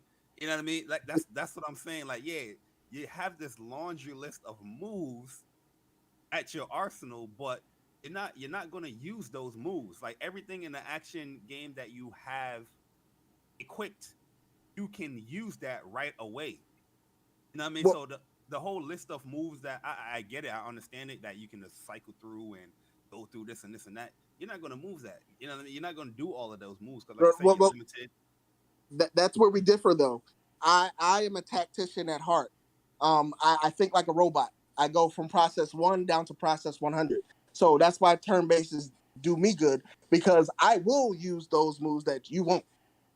Whereas some people who can't intake all of the moves that are available, they might, attack, attack, attack, keep pushing the same, doing the same stuff over and over. For me, if I have 150 moves available, you goddamn believe I'm going to go through every 150 until I find the perfect move to bust your ass. And that's how it is. But I'm saying like you have 150. It's like Tekken. Right. It's a Tekken analogy. You have 90 something to 100 moves in Tekken, but you're not using all of those moves. Yeah, you have that in the arsenal, but are they effective? Do they work here in this situation? It's not. It doesn't work. You're not going to use most of the time. You're not going to use fire if you have Viagra. You know what I mean? But you have that in your list. I can use it if I want to, but you're not going to do it. Yeah, I Pretty definitely much what think I'm that Yeah, I depends on agree with how that. that And depend that definitely depends on how the game is set up. Because I mean, I've definitely played games where I can literally do whatever I want and go ape shit. And there's other stuff that I've played again that was there's other types of turn based stuff where it can get a little even more crazier than that. Like, I don't know who of you in here have even played it, but Divinity Original Sin 2 is a really good example of um, utilizing not only the laundry list of skills at your disposal for to help and hinder in the traditional sense, but there's a lot of area combat and stuff in those games where you can uh, mix in a lot of things. So like you don't particularly, like you said, limit yourself in that way. But like you said, yeah, there are going to be certain things that are less effective, but a lot of times you can use something that you would think would be less effective as a setup, and then combo it with another skill that you otherwise, maybe you particularly didn't have that skill mapped. So having all of them available gives you a wider breadth of strategy available, as opposed to, having to specifically depend on the button. Now, obviously, if you know what you're going into, you're going to switch it up, right? Like if you know, hey, when I go in this area, you know, this guy was all water based or this, that, and the third. This is all assuming you know all that stuff, of course, right? Um, and I think that again, it just depends on. Obviously, this all depends on a games by games basis. Like, I can't really explain the level of strategy involved in its entirety for like Persona 5 Royale, right? And most people agree that that's pretty standard turn based, but anyone who's played it and has gotten to it real deep in all the different combinations and the compendium and really getting crazy in it knows how all over the place you can get with that, right? Like for instance, I watching Morgan, who is newer to turn based, that was really her first turn based experience, and watching her adapt and change her strategy gradually as she fought Futaba's mother, changed entirely, and she started to grasp the differences in strategy and other things that she could do that she wasn't even really doing before, even though she was still learning. I mean, that's pretty far in the game, right? If you guys remember how, like, that's a little over halfway through the game. Um, so just to kind of see that, that's the kind of stuff that personally I like, and that me and Viper always tend to agree on in that strategy. Um, but I'm gonna let him explain the other part of his the Final Fantasy VII thing, because this is something that I've personally seen, and I've never seen it done any other way, and that was Yeah, something that bothered me. And like people were like, "Nah, nah, you could do it this, and this," and I was like, "No, you can't, because you have like to. show me, Yeah, you show have me. to do it this way." So, yeah, you can explain it, or I can explain it. It's up to I'm you. explaining. Yeah, I go got to ahead. go on with this one because it's a game I haven't platinum yet, and this is the reason why. Yeah. All right, so when when you're about to go fight the prototype, there's a battle before the prototype in the simulator where you got to go Which against game? the Final Fantasy VII remake. Oh, gotcha. Where you got to go against a Fat Chocobo, something else. I think Tombury, a Bro. Leviathan, some shit like that. And when you get to Leviathan, I have only seen a speed setup, an offensive speed setup to beat Leviathan. I tried a tanky heal setup. I've tried. There's like 3 or 4 other setups that I've tried with materia setups trying to beat this Leviathan. And the only thing you could beat Leviathan with is a speed setup that where you have to learn how to do that little slide move with Tifa. Now, I can't do that move for the life of me. I fuck it up every time I try to do it. So to hell with that platinum. But Oh, you're but not talking about Leviathan. You're talking about Weiss. no, Leviathan. The what do you call it? Leviathan the The summon. yeah, it's in the machine. When you go towards the end of the game, there's a simulator where you Yeah. gotta where you fight simulated enemies. And no, it's Leviathan. Oh, trust me, it's Leviathan because Wait, you it's talking more. about the all the summons that you got to Yeah, fight? I know because it's Fat Chocobo, it's Leviathan. Oh yeah, you're right. You're right. It has Bahamut in it. Yeah, it's that one. Yeah, It's yeah, those fights. bro. Yeah, you can go through that. You don't need to speed run that, man. Yo, listen, you listen respectfully. You talking to the Final Fantasy VII master, brother. I got those videos up on the channel. What? I ain't going through no speed rush. All that stuff is strategy, bro. No. You have mastered that little skip slide that you set as a shortcut with Tifa. I can't do Parry. it for the life of me. It's a Yeah, parry. yeah. It's the slide thing is like a parry move that she does. Yeah. So like when you incorporate it, I think I forgot the name of the move. Is a independent materia. It's a purple materia. Where he does the roll and you can do the attack after it. Then I forgot the name of it, but nah, you don't necessarily need to do that, especially like with the summons. I don't think you should even have Tifa in that battle for that. I think that's more of a like a Cloud, Barrett, and Aerith type thing, doing I, all I, those summons. I need to look at your video then because I've seen at least 6 or 7 videos where and they be owning Leviathan with that setup as well. Like the Leviathan Yeah. never has a chance. The problem is Leviathan always rips off half of my HP before I even slide over to his ass. Yeah, the thing is like Leviathan, he's also weak to like lightning moves and things like that. But yeah, he always in the air. So like Barrett is like pretty much your go to if you're not doing any type. There's always going to be like a optimal speed rush type way to defeat enemies because I've seen a lot of people do it with Weiss, and Weiss is even harder than pretty much any enemy that you fight in that game. Where people can beat Weiss in like 50 seconds. You know what I mean? Well, But I never had a problem with Weiss. Weiss, it's that damn Leviathan. I don't know. Maybe it's just me. because in my opinion, like that part of the VR stuff where you fight those the summons right after each other. When you get to Bahamut, that's when it get difficult. That's when you have to put in like the work. In my opinion, like Leviathan, you can easily. Let me see if I can find this boss fight real quick. Well, I heard you could dispatch Bahamut. I've seen him dispatched before he could actually get really nasty. Because that fight is gonna be Bahamut and Ifrit Right, together. exactly. That's what I meant by the nasty part. You can get rid of him before Ifrit even comes out. Yeah. Or you can get him like I never really see somebody get rid of him, but you can get him like pretty weak. Also, I do have Tifa in this battle. Mm-hmm. But yeah, I mainly was using like Barry here against Leviathan. Kabaya is like the tank, and I use him to aggro everybody or Leviathan here while Cloud and Tifa goes in. I don't think I did that. The aggro thing. Maybe that may help out, keep him from ripping off my HP. Yeah, like whoever has like the most health, yeah, you just pretty much aggro them with it. Okay. Just want to say stop to Cyber Dragon, our mod, and Ghostface, and also Mr. Go Try Hard Ishiha. What's up? So everyone said their piece. Yeah. Yeah, So, hey, so Omar. I yeah. This yeah. I won't be speaking much else. I'm like I said, I'm in Philly. I'm about to eat, and I'm gonna catch y'all guys on the next one.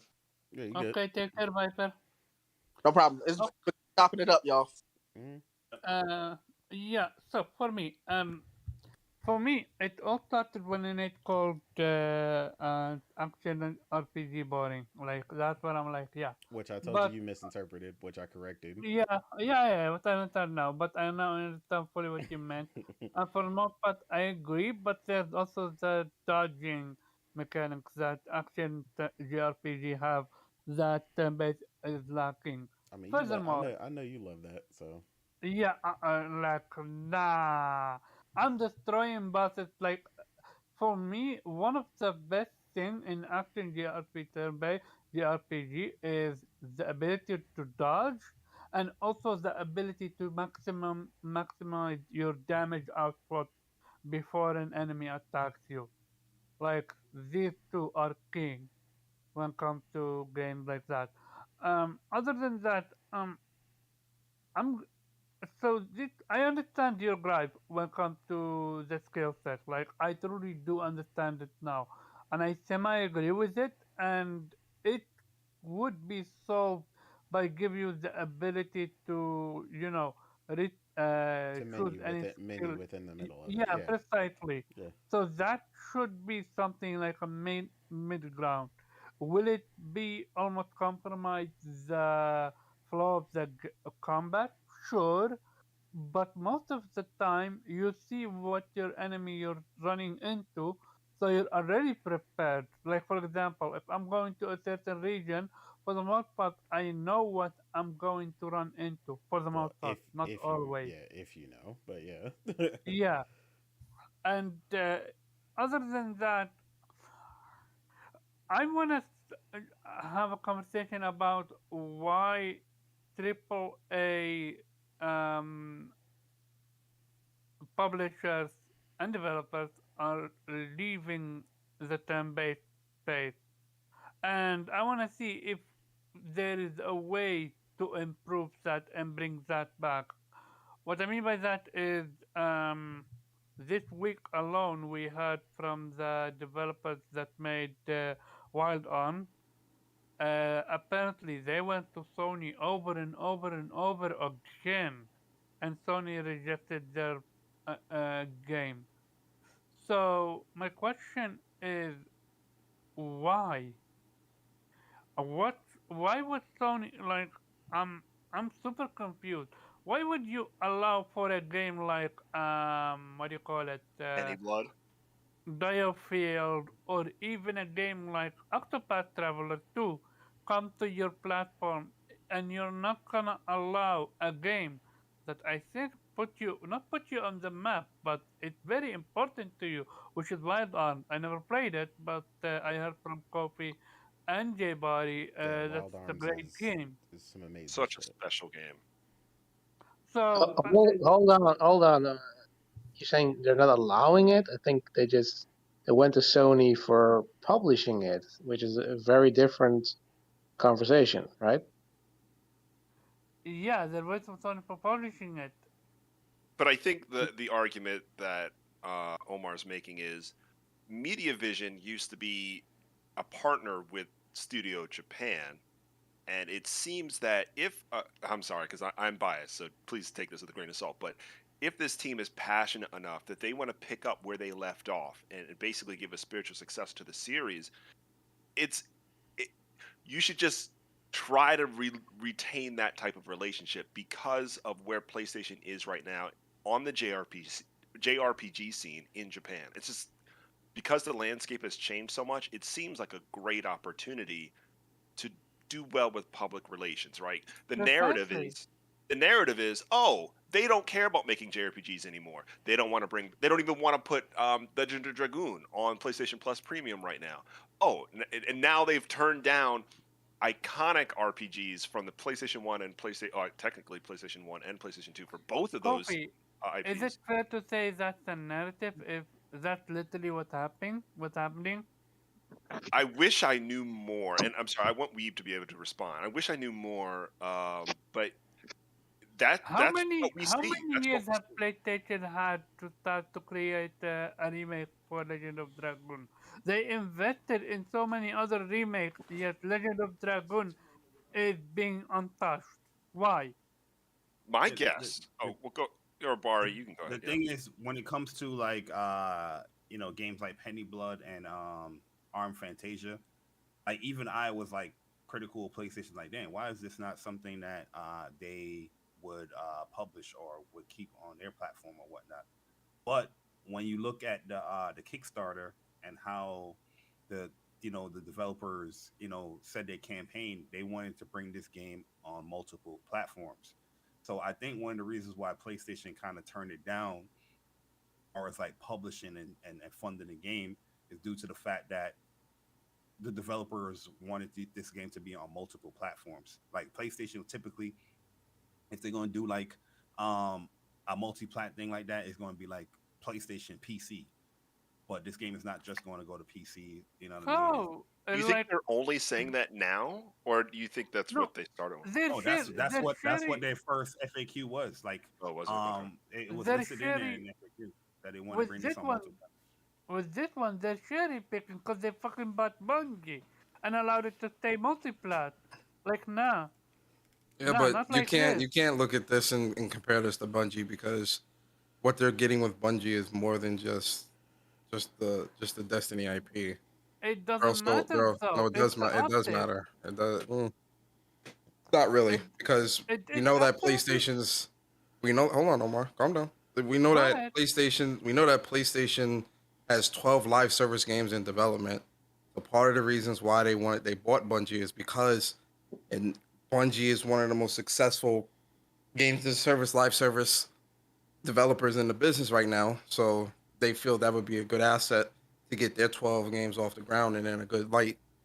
With Arm Fantasia, I don't really, we don't really know the full story with that. We only know the excerpt from what Jamatsu article said, where the developer with that interview, he said that he went to PlayStation multiple times, and they said, "Nah, I'm with Barry where, I think PlayStation's not trying to fund something that's not gonna benefit them directly. And I think, funding something like Iron Fantasia, and listen, I'm very excited for the game, that and Penny Blood, but I think PlayStation's thought process is, listen, if you're not going to make this exclusive to PlayStation and then, maybe put it on PC, why am I going to foot the bill? I feel like Which in my opinion, I would ask the same question. Now, in terms of PlayStation needing to invest more in JRPGs, absolutely. I definitely think that is something that they need to do. But I also think, they need to invest in JRPGs that's going to benefit them directly. If I'm paying for something and still going everywhere, then, why am I paying for the cow when I get the milk for free? Yeah, I mean, I also didn't see that part that like I find that weird. Like nobody mentioned that till right now. Like the whole multi-platform thing, I didn't see that in the interview. I just I did see the excerpt, but I I guess the interview was like the full interview was published somewhere else, and they said that they wanted them to publish it, but they're wanting it to go to Xbox. Like I would like to me that's a obvious no. Like they would Yeah, I would think they'd be crazy for that. well, I'm really the oh, go original ahead. FAQ that they What? had was Yeah. Go ahead. Who was talking? no, like the No, Jay, original go ahead, Jay. FAQ that they had, like they had a whole list of questions as far as what platforms the game is coming to, what's the philosophy as far as like, okay, You mean on the Where- Kickstarter or in the interview? yeah, on the Kickstarter, yeah, this is way before those interviews and all. This is like as the campaign went live, and it said in the it said, oh, so what platforms is this coming to? And it was like, yeah, we'll like to bring this game on multiple platforms. That's why they had like the whole stretch goal, and it was confirmed already. Like, yeah, this is coming to PS5, PlayStation, and all that stuff already. Okay, so then So, let like- me ask. Oh, go Yeah, ahead. go ahead, Kofi. Well, I don't want to debate this part because obviously I think for you and Persona to be in lockstep with that, I guess makes me take a step back. I always thought when they said that they were just saying that now that they're only on Kickstarter. Yeah, that's And like that's their reaction is like, yeah, like, oh well, now that we don't have PlayStation's backing, we got to go everywhere. And they're like, kind of like, fake it till you make it. Because to Yeah. me, I mean, if I was Shuhei, I'd be like, listen, we flying you out, we giving you your own studio. Wild Bunch is now part of Sony First Party. What was your funding? 1.3 million. All right, we gonna double that. All right, 3 I million, don't, 3-game deal, all I that don't, stuff. But I don't see PlayStation investing in something like Stella Blade, investing in something like Sifu, Kana, and all these other things, and then looking at JRPGs, especially after what Herman and Jim Ryan both said about them wanting to, not abandoning Japan and things like that. I don't see our Fantasia devs going to PlayStation and saying, yeah, so we want to make this new games. It's a Wild Arms spiritual successor, and we'll put it exclusive to your platform. And PlayStation saying no, especially if the stretch goals were, $1 million, 2 million, 10 million or whatever. Yeah. I don't know. That just doesn't really sit right with me. that's a really And good point. And if that was the conversation, PlayStation still said no, then you're out of your mind. Yeah. Right? Like PlayStation, Right. what are you doing? Right. That's a really good point. I have the feeling they did say no because it's fucking PlayStation now. This is different. This is a different PlayStation we're dealing with. And as much as Herman Hulk wanna say we didn't forget about Japan and we love Japan and all that jazz, I'm not seeing it. I'm sorry, I'm not seeing it. I'm- You're not seeing it. I mean, how many exclusive deals have been from made with Square Enix? From fair, dude, PlayStation is almost married to Square Enix, and Yeah, even but then, and this even- is completely counter to your no, but argument because even no, no, because no, no, why even why no, why no, do they need no, why do they need no. to make them themselves if they can make deals with third-party publishers? Because even from there, they're missing out. Where the fuck is Live a Live? Where the fuck is Psychonaut? Not Psychonaut. Octopath One. Like But PlayStation. Live a is- Live is a Nintendo game. Nintendo. Yeah, why do you think it's a Nintendo game? Because Nintendo went to them and said we want to publish No, this. that game originally came out on their I platform. think in he's saying that Japan. Nintendo owned the IP. Like Square No, Enix no, made no, it. no. Nintendo owned the IP. I don't know if Nintendo owns the IP, but apparently Nintendo is the one that went to Square Enix and said, published. Yeah, but the original version of Live a Live released on a Nintendo platform way back in the day. So when Nintendo went to them to redo it, they also paid for that publishing, and it makes sense for them to redo that on a Nintendo platform, kind of like how Final Fantasy VII, the developer said, they wanted to do it on one platform, and what better platform to remake a Final Fantasy VII game than where it originally started from, which is a PlayStation platform. You get what I'm saying? So I think the Live a Live situation is more along the lines of that. Yeah, But if we're talking like something, it's Nintendo's bill too. Like, yeah. okay, yeah, a game that originally came. What never about came to Octopath? PCs. But Well, what about I was gonna say Octopath. The Octopath is a different situation because, and I've been someone, and I bought it on the Switch, but I've definitely been someone that has been, very vocal about, wanting I know. Octopath You have been Traveler vocal. 1 on a PlayStation. I'm not sure what's the holdup for that. I personally think it might come out closer to the end of this year, where they just put some type of surprise announcement, like, "Hey, Octopath Traveler, coming out on PlayStation." XYZ day, because I don't know. I just personally, even though the second game has no link ties into the first game, I just don't see them. That just doesn't. It's messy to have it come out on all platforms except for Xbox, but have it come out on Nintendo and PlayStation and PC. But PlayStation is the only place where we don't have the first game. That just seems messy to They me. might bundle it or something with Yeah, I with thought the they Yeah, might first I game. can see them doing something like that. Yeah. Okay, question for Bari and Persona. What do you guys think about Front Mission then? Yeah, that's That's a weird one. That's a weird one. The thing is, That's also another we IP that had Nintendo went and asked for it. Like this is what I'm talking about. Yeah, go ahead, buddy. for sure. Like I'm not disagreeing with Nintendo's aggressiveness to get these games on there. All I'm saying is that those games fit Nintendo's It does. profile well when it comes to the Switch, so they're going to be aggressive to get Absolutely, those it things fits on there. Facts. PlayStation as well. But the thing is, there was like an off-brand or off-branch like Hey. Front Mission game that You guys came are out at the on steakhouse? PlayStation exclusively, which was Okay. Left Alive. But Yeah. that wasn't received well. Okay.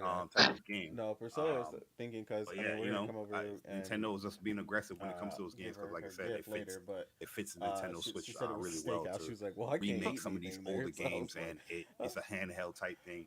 Right. But yeah, Front Mission, Especially after I those can see Live people's sales. arguments. Live Alive sales are really Let good. me. Yeah, I can see people arguments with that stuff. What's the name of the but restaurant? I feel like people ignore the Mammoth deals that someone? PlayStation do. Like look at a game like Yeah. I mean, Valkyrie Elysium. we'd still come over like afterwards or Va- whatever. She not just said not she even didn't know what she Valkyrie was gonna go Elysium, but eat. one that was shown just now, Rise of the Ronin. You know what I mean? Like That if you does bring look up that, nice. But that's a bring- But, if you but they if said you it's only bring up like They are that it's only like publishing 15 that. minutes from the house, right? yeah, That's what Priscilla that's said. Yeah, a but that's an example Okay, of yeah, what yeah, Bar's I mean, talking about with yeah, Nintendo that's what I'm versus PlayStation, the aggression. But Same thing with same thing with Stellar Blade. I'll look it up. Same thing with All right, cool. Final Fantasy 16, You Final have, Fantasy Wrapping 7 Paper? Rebirth. There's a ton of games. Grand Blue Fantasy Relink. Damn. There's games trying to- coming trying to out find that Wrapping Paper. Yeah, but I'm PlayStation's talking going more out and about Yeah, it grabbing. doesn't that matter. they're- She just they're wants to funding, wrap like, it. It's you not see even the that big. SIE PlayStation's All right. stuff tied to a game like Rise of the Ronin. But if you bring Okay, that, let if me know when bring you guys that, are leaving, just in case. that example to the All right, argument, bye. a lot of people would Hmm? shoot that down. Oh, but it's Yeah, not yeah, this leaving from the old school restaurant. Yeah. remake game. Yeah. It looks too Okay, good. I'll It's talk not to her right anime now. If we're looking gonna leave, we're gonna like leave this right art. now. You know what I You mean? guys But there. no, these are the things But that you're talking if- about that you think PlayStation is lacking or not doing, but they are doing that right there. That's Yeah, the no, perfect she example. was. By the way, like, to be she couldn't fall clear, asleep. what they actually said, she was, like, super talking about sleepy. these two games, these Kickstarters But we're it's talking fine. about, Like I said, we'll meet that you yes, guys they either pitch it to after or PlayStation, but they during while also you're there. said that So I'm apparently gonna look at the menu right Japanese now and see what she publishers are thinks. not interested in All right, new cool. IPs All with right, respect to JRPG. So they're fine with they rather would go with established franchise sequels to that. They're okay with that, and that's very general for the entire industry or for anything really. I mean, even movies, right? They rather go with a sequel or with a reboot or a remake of an existing franchise than that they invest in something new, because that has more risk to it, because you don't know if that will succeed. So I don't know if this is really the perfect example of something endemic to Sony or PlayStation, that they're not interested in JRPGs, or just a case, even if these people are known quantities, they're pitching a new IP. and and especially with JRPGs, they're apparently very risky, or at least Japanese publishers are very risk averse to those. So I don't know if this is the smoking gun that people are thinking it is. I have the comment right here. I just went on the Kickstarter, and I'm looking at the comment here. So in the campaign, they says here, no exclusive, please. Right. So they say it's refreshing to see many people willing to share with other gamers. We agree, and matter of fact, it feels better for this new IP to have more people playing it. So we have made it abundantly clear to any investor or potential publisher with the goal to release this on many platforms as possible so everyone can enjoy it. Yeah, see that. Yeah. they If did I'm that really PlayStation, good. I'm like, all right, well, see ya. Yeah, Like that- I'm not, yeah, I'm not, I I'm not Yeah. buying into that, man. Yeah, Hell no. yeah, they were Like, wild. I'm They were willing to wild with buy- that. Yeah, like I'm willing to buy what Persona said because I also can't think of any other explanation because Okay, it's so- them, because it's Media Vision. Basically, it's basically a slam dunk. Yeah, It is for them. Not to just only put their that, but logo for on it to be a spiritual successor to a Yes. Wild Dawns franchise, which is something PlayStation owns. I mean, Yeah. come on. You know, like It's like- I don't see PlayStation saying, "Nah, we don't want that." Right. You know, look at what they're Like saying how? on the Kickstarter. Oh, we want this enjoyed as many places as possible. All right, well, if this is coming to me anyway, why am I paying for this? yeah. You better holler I at wanna- the I Racer wanna- group on that note. I want to ask this: do you think this is why we're not seeing PlayStation buy Square yet? Because Square does a lot of business with Nintendo. If PlayStation were to buy Square, then they're not gonna cut that Nintendo revenue. I don't think that would stop even if PlayStation bought Square. I think they will still run it independently. It's just under the moniker of PlayStation Studios, just like Bungie. Mhm. And like what would probably happen is, those games that are also being named on Nintendo that only go to Nintendo now just will become in the PlayStation as well. Yeah. Nah. Absolutely. If you think that PlayStation buying Square would mean that that Square would only still be making things only on Nintendo, you're crazy. Yeah, I No, believe you're it's gonna crazy. come to PlayStation. It's not just Square. Yeah, it's definitely coming to PlayStation. Trust me. Oh yeah. I agree with you on that front. I misunderstood you then. Yeah, the only thing I've said about that whole thing between them is I was like, when people are like, why would they get them? And I'm like, well, because they need to make sure that even if they continue that relationship with Nintendo, that those games make sure they come to PlayStation. Because for me, the first place that I played, Front Mission is on PlayStation. I played Front Mission 3 on PS1. Like, so for me, it's like that's a loss for them missing out on that as well. Like, it's like, damn, y'all missing Front Mission. You know what I'm saying? Y'all missed out on Live and Live. Y'all missed out so far on the original Octopath. And I was like, I know some people think that these don't matter, or it's kind of like whatever. But it's like, bro, eventually that stuff stacks up. It's the same way Give that them to me, and I will. Like for the people that think that PlayStation is the king of the RPG, they're no longer that. well, that's what I'm saying. We'll They're see, like, gradually we'll losing actually- that. Yeah, not only that. Like for example, what's the name of that studio you love, Copy? The one that makes the Trails franchise. Falcom. Yeah, Falcom. thank you. They're actually now putting their games on the Switch. Like Yeah, that but you unheard of. listen to what you said though. They are now putting their games on the Switch. Guess what platform it was Yeah. already on? Because on PlayStation they're not being supported enough. No, I don't agree with that because most Falcon games, Falcon is not like Square. They're not saying, "Oh, this game got to sell 5-10 million." Their games can sell 300K, 500K, and you will see the next iteration of that Big game facts. come out That in, is in 2 more years. Yeah, Yeah, like, for a lot of Falcon games don't take a lot of money to make either. That's why they come out so They frequently. got 4 Trails of Cold Steel they games. literally been doing annual releases.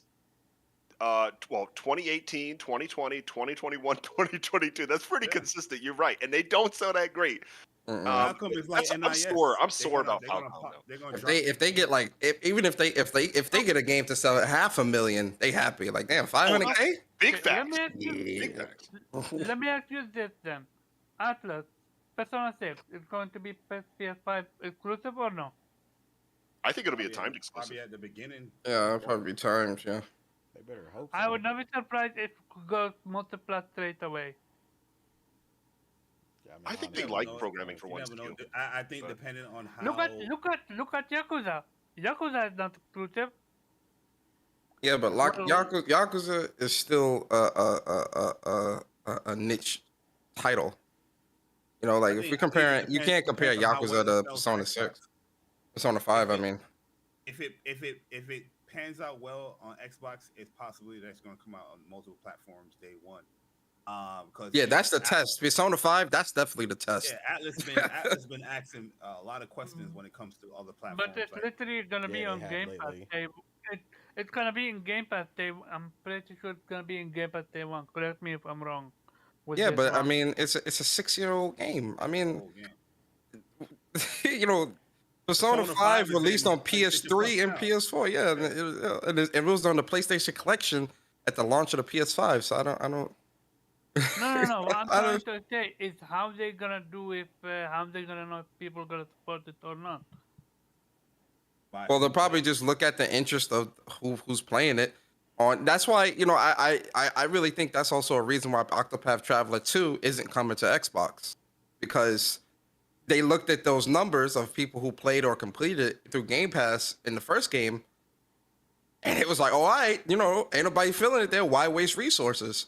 There was a lot of games coming out of TGS last week that are not coming to Xbox. And a lot of people are acting surprised, and I'm just like, this is not too surprising.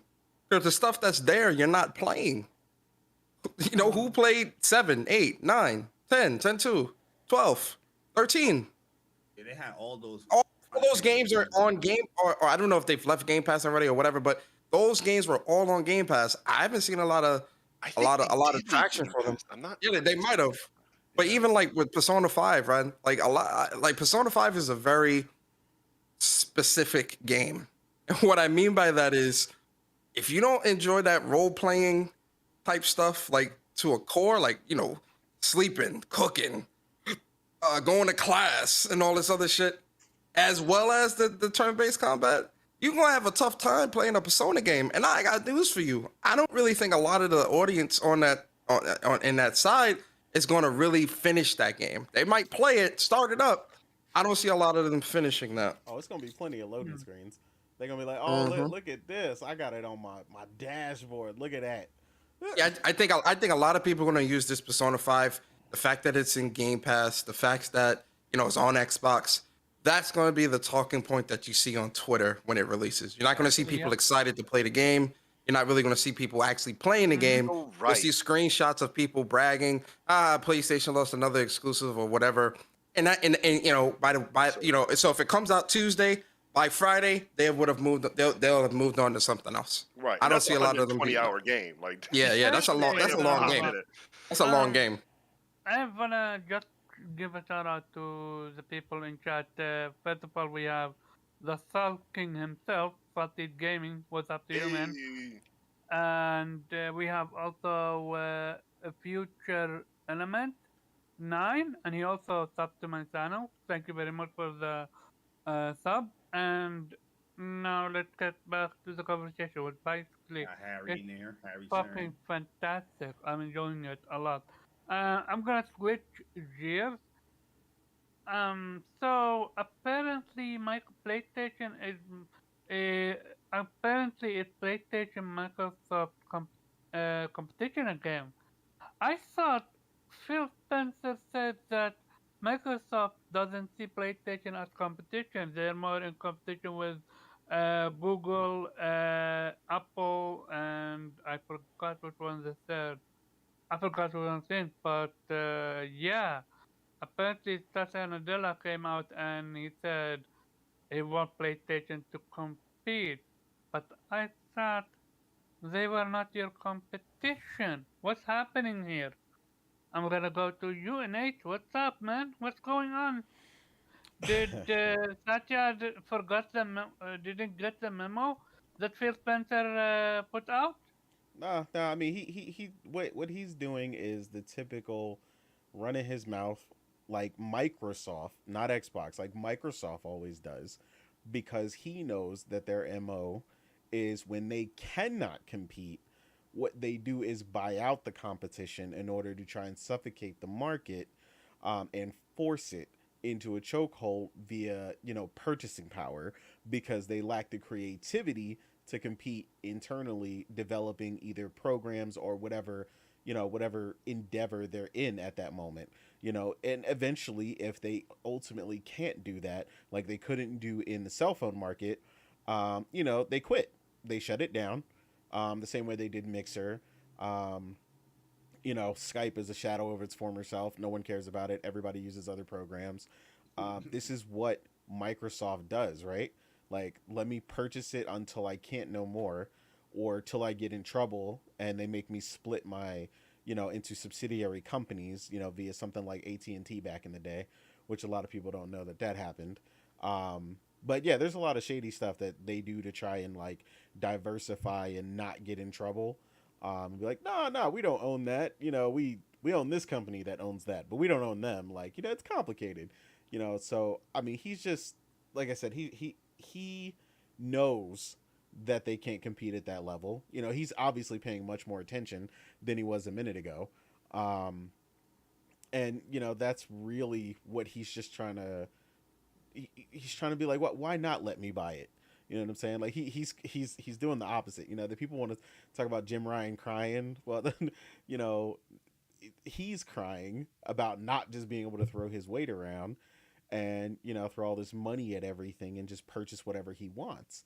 And it's like, yeah, because over here, we don't want you simply showing up and ruining our industry, purchasing things that you don't know what you're doing. And by clear evidence, of a lot of the studios that they've had underneath them, none of them have thrived, none of them have flourished or become better. And it's like, people are, but you gotta wait, but you gotta wait. But yet at the same time, they don't want to wait. They want to just keep purchasing and keep purchasing and keep buying up the industry and tying all this stuff up, in order to do exactly what the CMA is worried about. And I have a that's why they're in question. trouble. With him going in public like this, why does it feel for me like this deal is not going as smooth as they were expecting? I mean, yeah, I mean they're trying to garner some sort of public opinion. Obviously Yeah, they that's they, how it they know feels how they like. know their the Xbox fans are literally the loudest people on social media. You know what I mean? I Mhm. spent an entire last generation, which is ironic. Now they admit last generation was a bust, right? But all last Now generation, they do. yeah, now they do. But I spent all last generation listening to podcasts talking about hold on, let me get my. So guys, Xbox really has the mind share here. We've got E3 coming up. It's looking amazing. Phil is doing everything right. You just gotta love it, right? PlayStation fans are scared. They just don't know what to do. It's. I think they just got him on the ropes, guys. This is what Yo, Xbox guys were doing, literally all last yo, generation. you are Persona. Gaming politician must have a rival now with Enate. Yo, that shit was impressive. But that's what I'm saying. Like I literally imitate that because that's literally what I heard. Like while we were over here just playing game after game after game, and these releases, like they were talking about mind share and the next upcoming E3 or the next show and this, that, and the third. And I was like, this is crazy to me. Like, I, I mean, it's wild, bro. believe in history, I guess. Yeah, Every it's single year, believe in history, and it never comes. But So, yeah. exactly. Like they are all about that PR hype, getting the fan base behind them, which is why all these statements always come out publicly, right? Um and make no mistake, the CMA is absolutely 100% correct in what they believe they want to do, and I'll tell you why. Because Nadella or whatever being behind him, Nadella's entire thing, right, that got him in the position he's in is the way that they design Microsoft Office, which I have to deal with daily for the record, which is basically taking it from something you could purchase indefinitely and making it subscription based. And that is Oh, yeah. exactly what he wants. And that is why his interest has increased in gaming now that they have, Game Pass as this platform. I can make you subscribe to this nonstop And And if you we're want to giving play, you the bare minimum. exactly. And then eventually the danger is now you play what I offer you, and eventually you won't have the choice. Like people think that's not a thing, right? Like, like this is how corporations work. Let me make you rely on me so much, and this avenue that I've given you to eventually give you only that avenue. It's a 5-lane highway right now. It looks amazing. It's a 5-lane highway, and Game Pass is the express lane. I pay $15 a month, and I get to go right through, right? But eventually, them lanes start to dwindle, and they get smaller and smaller, and gradually that 5-lane highway is now a one way street with one lane. This I is have all two you got. questions. Harry said like Zune Pad for music. Would you agree? Groove music. And the other one is from a future element. He asked, "Wait a minute, you have to pay monthly for Microsoft Office?" Yes, indeed. If you Yeah, want it's the not latest free. and greatest, Damn. Uh, I don't recall that happening in the past. Like that changed them. it wasn't. yeah, Because because I used before you bought your key and that was it. Yeah, But now it's like, precisely. You bought it, and even if you were 1 year, 2 year, 3 year behind, you still had access to the previous one that you already owned, and you could use it. Yeah, and you Like, and you can still use some of the older stuff, but there's a ton of stuff that they obviously are going out of their way oh yeah, to of add course, now. yeah. And that's the same thing with Adobe. Like a lot of people Mm-hmm. love Adobe, and again, like I said, working in IT, right? The main thing people hate is immediately there's a bunch of features in Adobe that you used to just get from just per one outright purchase, and now if you want the ability to edit PDFs and so on and so forth, you have to pay a subscription fee to Adobe. So these subscriptions Mm-hmm. just add up, on top of Mm-hmm. subscription Gotcha. fees.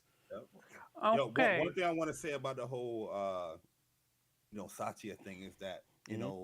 this is what Jim Ryan was exactly talking about, is that the reason why Jim Ryan even came out to say anything is because they went public with talks that they had privately.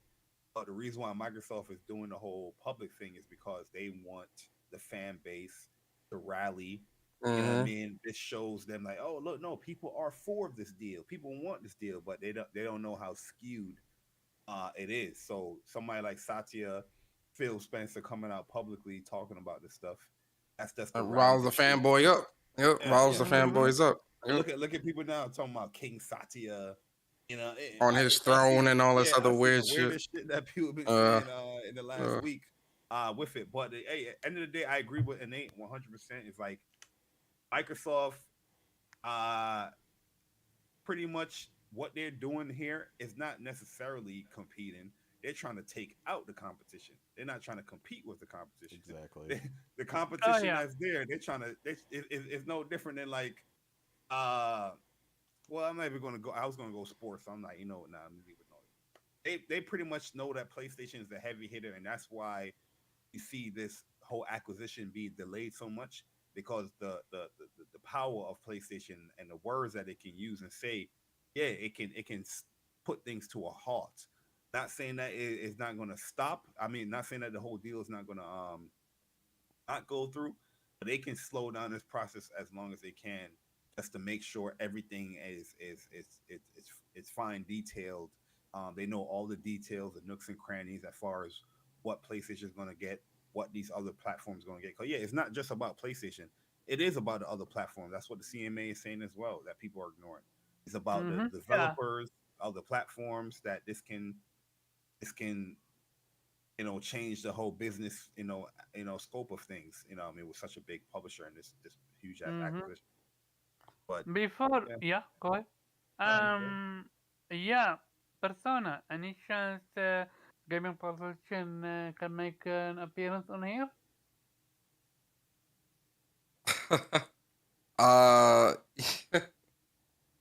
He, he tied he's he tied afraid. up That's right him. now. He tied up right now. Okay, too bad. I got you. I Guess got come on you. me. I'll see if he what's going on. You guys, you were talking about me. No, Oh, Kofi. sorry. I literally just walked in. My bad. I had to step No, away. it's okay. No, it's okay. I'm gonna get to you after Persona. Go ahead, Okay. Persona. Persona. So I heard somebody wanted me. Oh, he didn't make an appearance. Hello, Mr. Green Politician. How are you? Mr. Omar, is that your name? Yes. Yeah, that's my name. Okay, Mr. Omar, how's it going?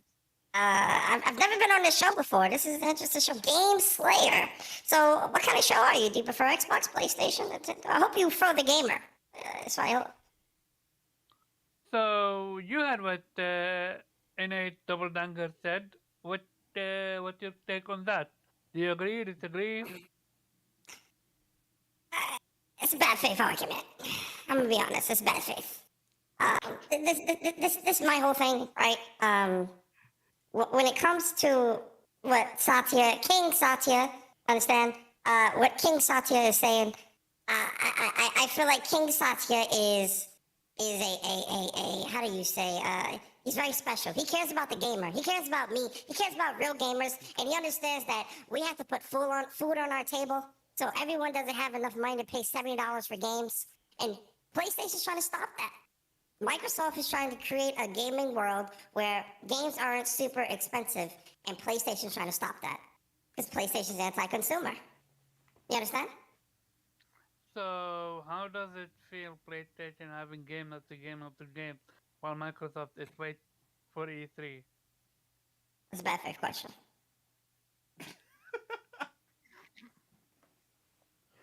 Bad faith question. Okay. Bad faith question. Okay. And the final question is, who do you love more, Satya or Phil Spencer? Them equally. I think they both do something great for gamers.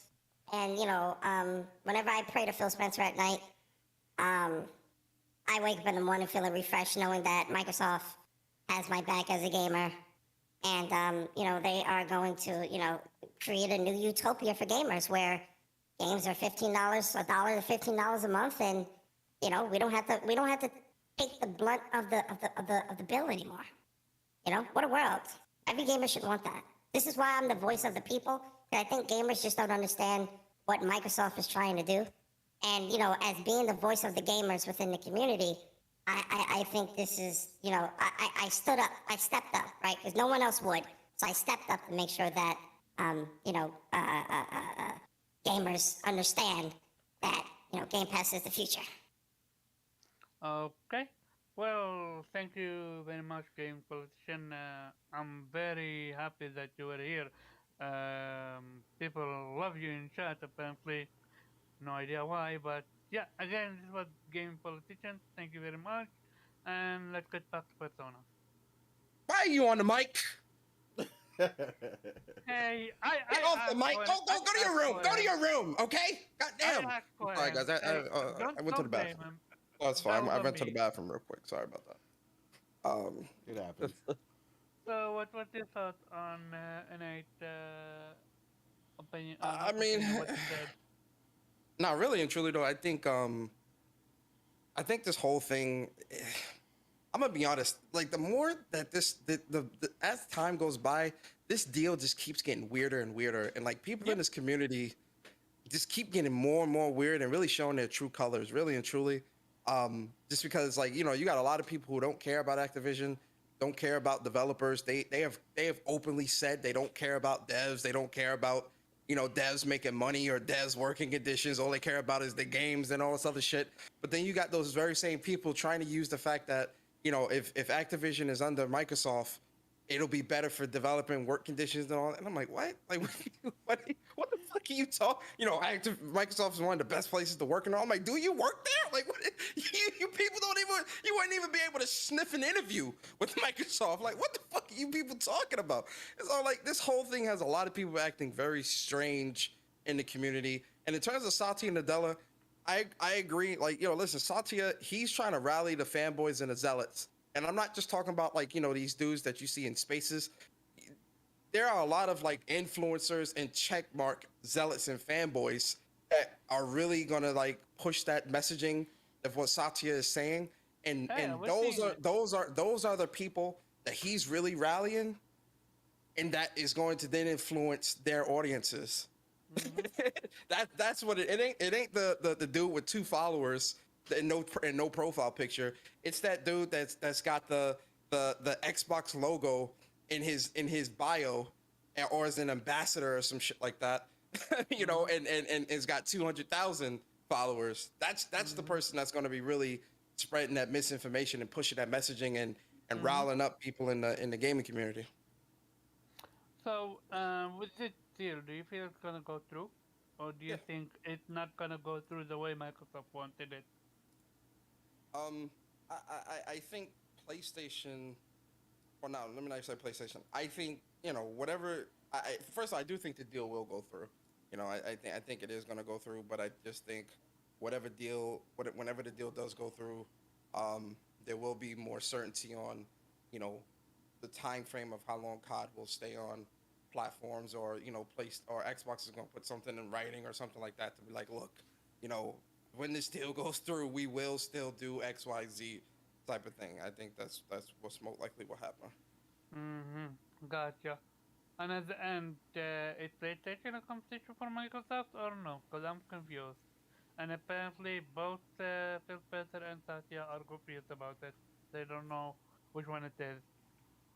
No, I think I think they are a competition.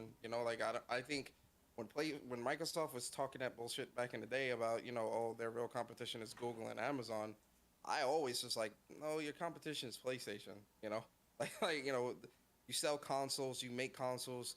As long as you continue to make consoles, your competition is always going to be PlayStation and Nintendo, right? That's just how this works. So and I just think, again, that's them spreading, just using that different rhetoric, man. Mm-hmm. It's just a lot of rhetoric going on. Yeah, gotcha, gotcha. Kofi, in case you were not there, basically, Satya came out and said that he wants PlayStation to compete. So he sees the acquisition as competing with PlayStation. But I said, but Phil Spencer came out half a year ago or something like that and said he doesn't see PlayStation as competition. He is more competing with Amazon, Google, and Apple. I forgot one third one. So my question to you: which one is correct? And do you think Satya is feeling the heat? And do you think is the deal gonna go through? And also, what's your opinion of the deal? Because this is the first time I ever hear you talk about the deal.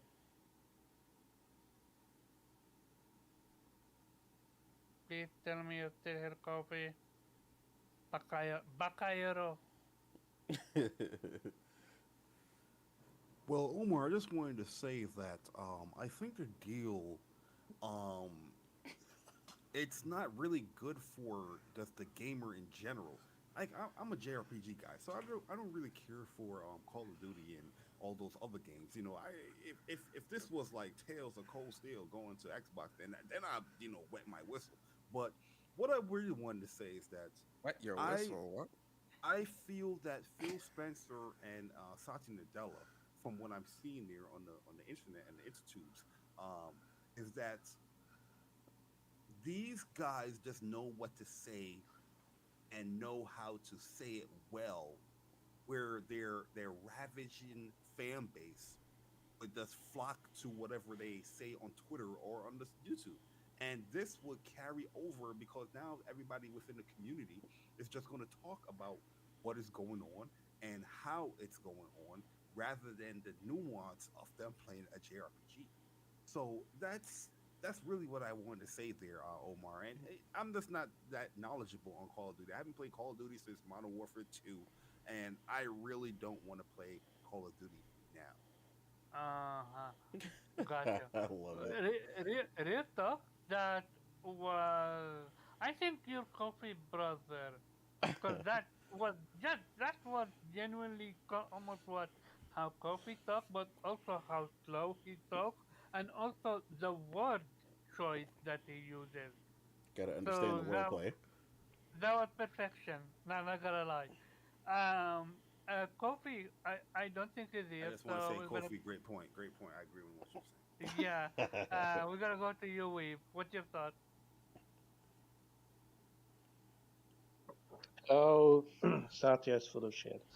There you go. There you go. I mean, Okay. this is so funny is that he's trying to I mean, this entire bullshit argument he's making, like, oh yeah, man, but Sony bought three studios too, so let's compete. I mean, look at this, the difference in the scale. I mean, dude, this is really trying to change the narrative and hoping that these regulators are sensitive towards that, as if I mean, this entire generation people have been trying to sell Microsoft as the underdog. I mean, the $1 trillion company is the underdog. I mean, come on.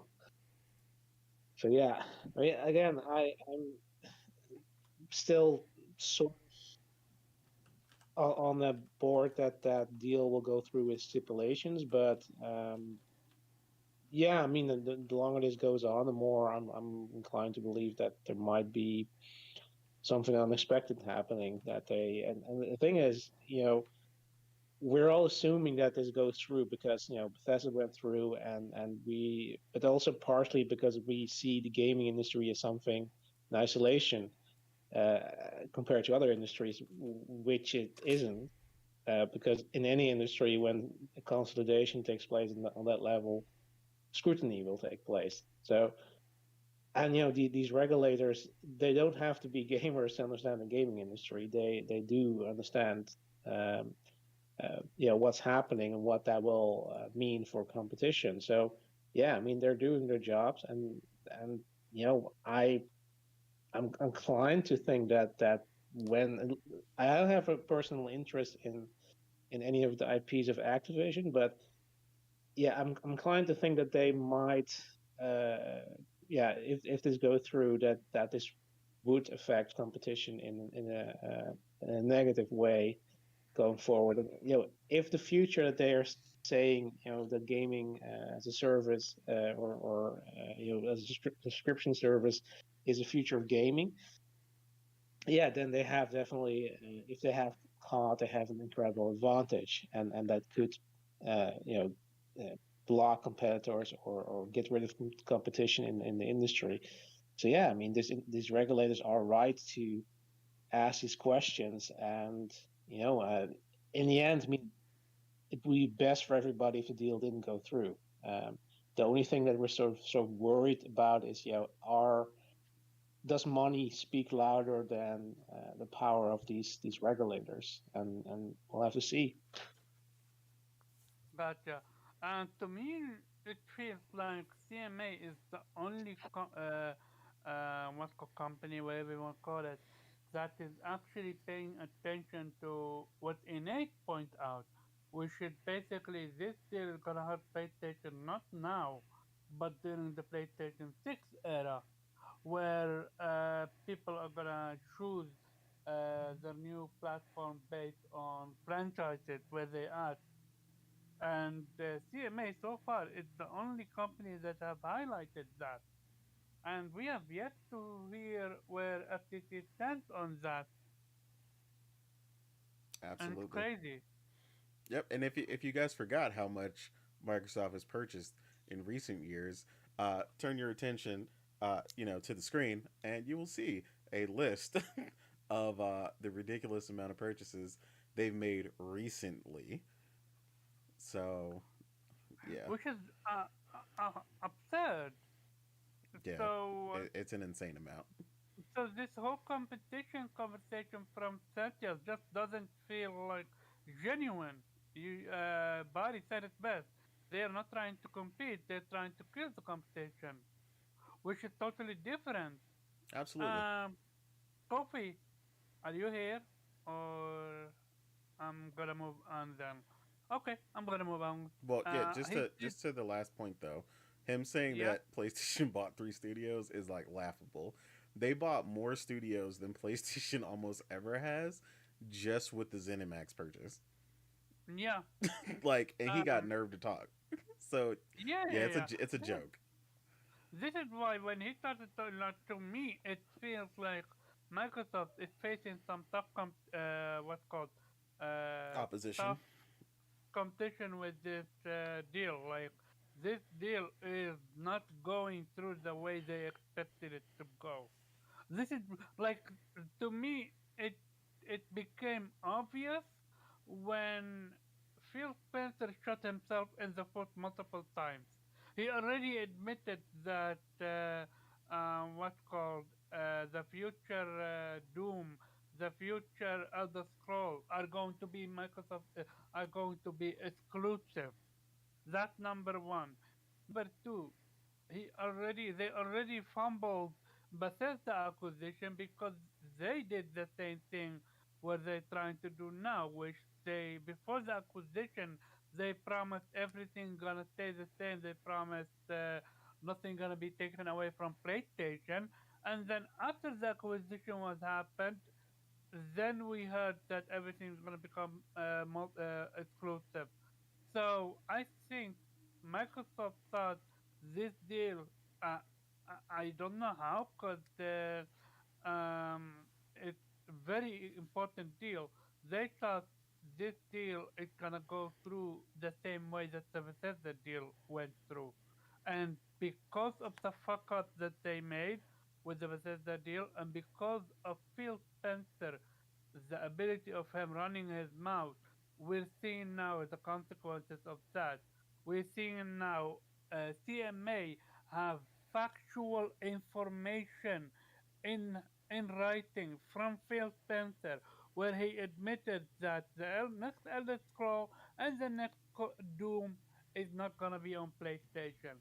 So by seeing that, they're already planning that whatever Microsoft buys, it's gonna be exclusive, and clearly CMA is not in agreement with that front.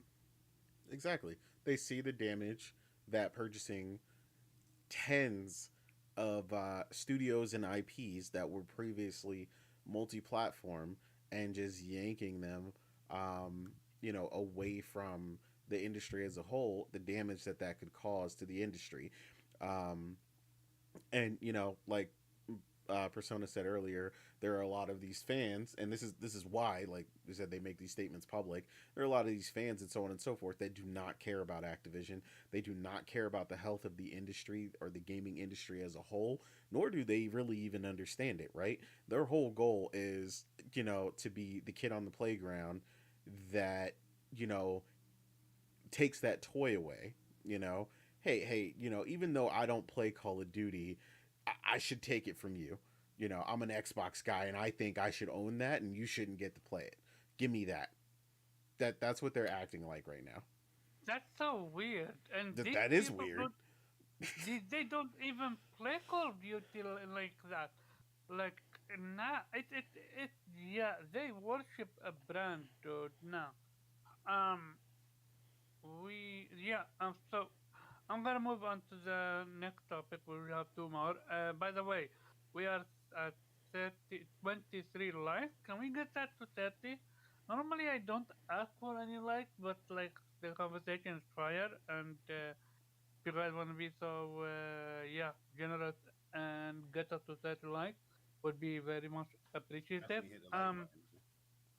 Um, so GT6, so Rockstar got hacked, and a lot of the gameplay content was leaked about GT6, and yeah, shout out to Delhi. He made a comment or statement on Twitter, and he got this almost like eviscerated for because of it. So he was famous, but for the wrong reason on Twitter. Um, What Deli said.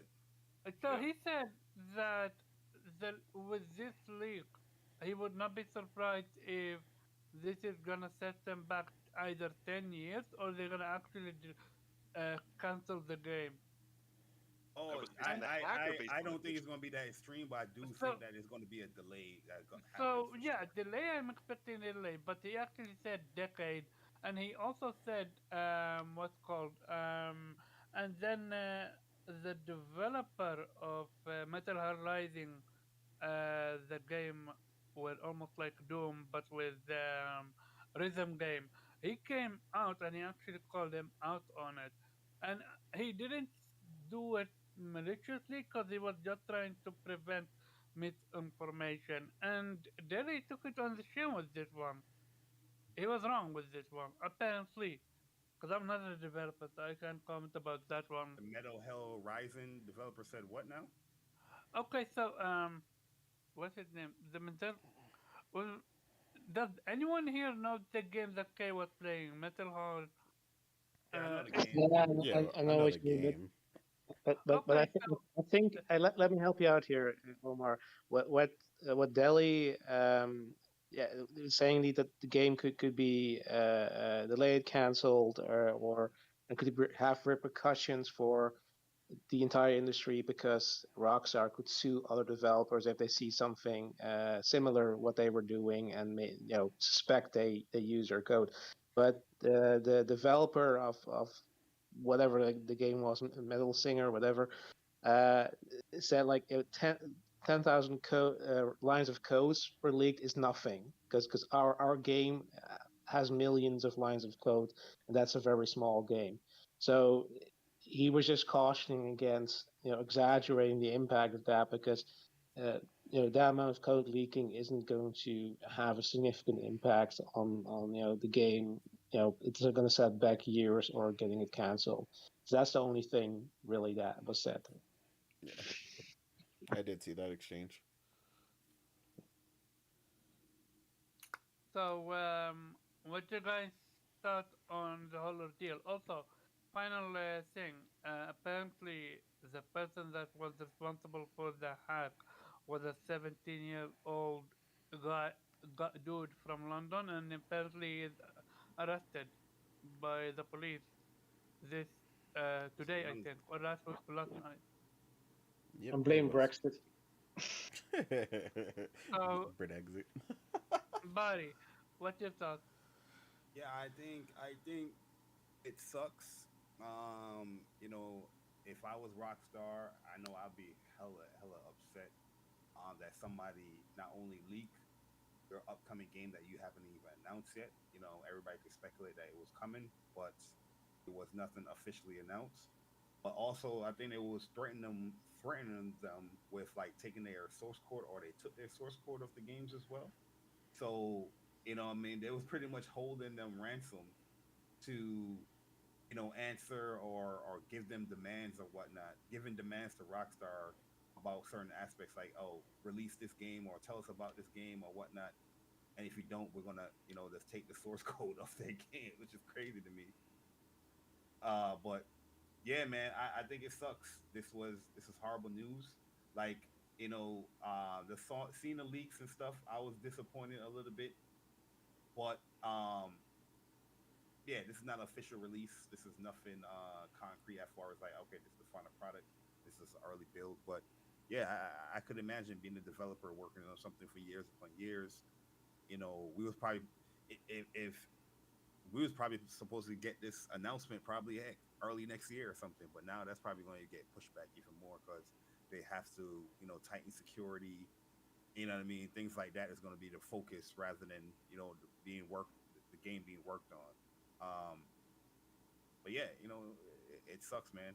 So hopefully it doesn't, gotta wait that long. But we'll see. We'll see when it comes to this. But I was kind of shocked that they had their whole system that's hacked like that. The game was being revealed. Well, revealed in a certain light.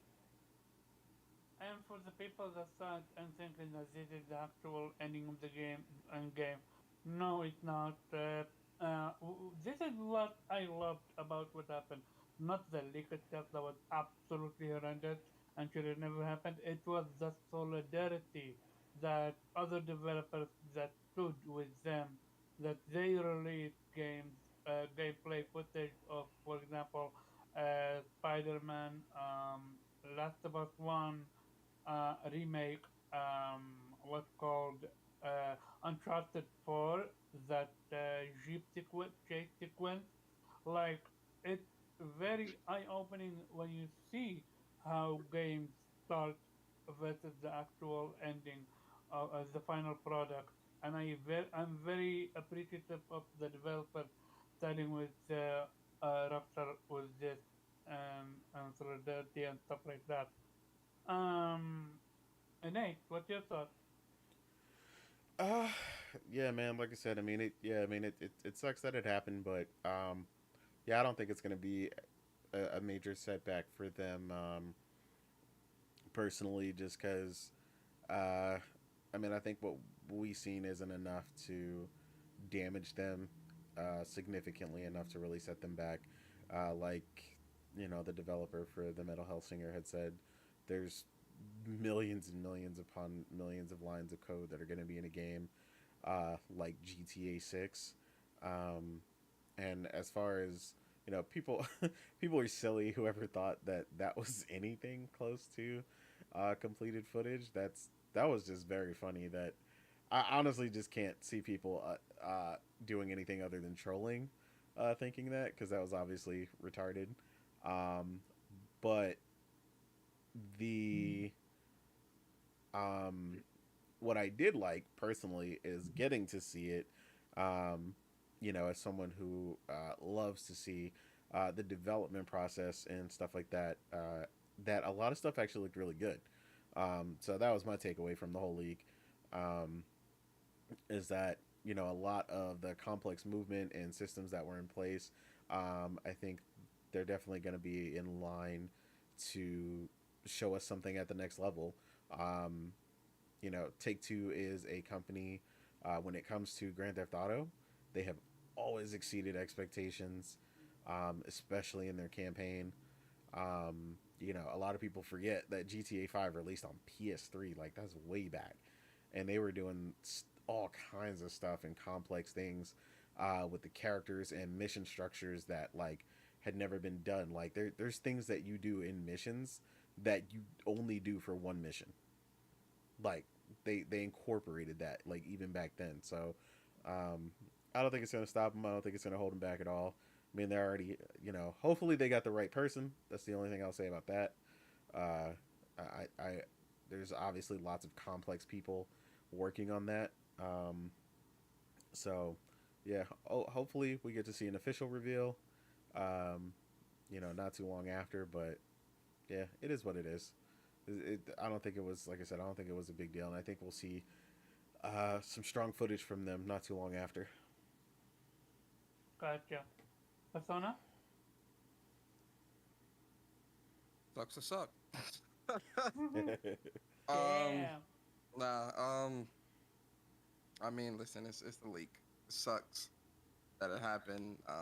It's kind of crazy, like the amount of stuff that he obtained. But I think it. I listen. The NPC looked great. You feel me? I'm getting the game for her. You feel me? I think the NPCs and what we were seeing was great. But I've seen a lot of people say, "Oh, well, it looks more the same." I'm like, it's GTA. I mean, what do you? and this alpha footage was from like 2019. It's 2022. Like we don't even know what the game looks like today. You get what I'm saying? And hopefully it's next gen only. So I've got faith that it'll look good in that regard. But I think when it comes to the leak, I think that stuff sucks. I hate that devs have to go through that stuff. And things like this is why devs are so tight-lipped about information, because it's just like, yo, like it's crazy. So I'm sure the Rockstar team will bounce back. I already thought this game probably come out like 2024 ish or so. So but it sucks. I don't hope they bounce back. It's gonna be 2025 now. Yeah, no, 2020. Longer. We will see. Shout out to Guap. He said the leak said it's been in development since 2014 and so far cost 2 billion. 2 billion. Yeah, Wow. yeah. Really? Billy, can I get are 5% you of that? finally back? Yeah, I'm sorry, guys. I had to put my kids to You bed. had to leave? No, it's okay. I'm joking. 2 billion. Can I get 5% of that though? Like Right, for can I get some real. pennies? You feel me? He said no 5% of that. I'm good. So Pay my if mortgage. Rockstar is investing $2 billion in that game, that is wow. I mean, they're gonna get that back in a matter of years, but shit. Mm-hmm. Um. So yeah, coffee. I just want to get back to that topic because I genuinely want to hear because we have never had that conversation before. What's your thoughts on the whole acquisition? What's your thoughts on Satya Nadella?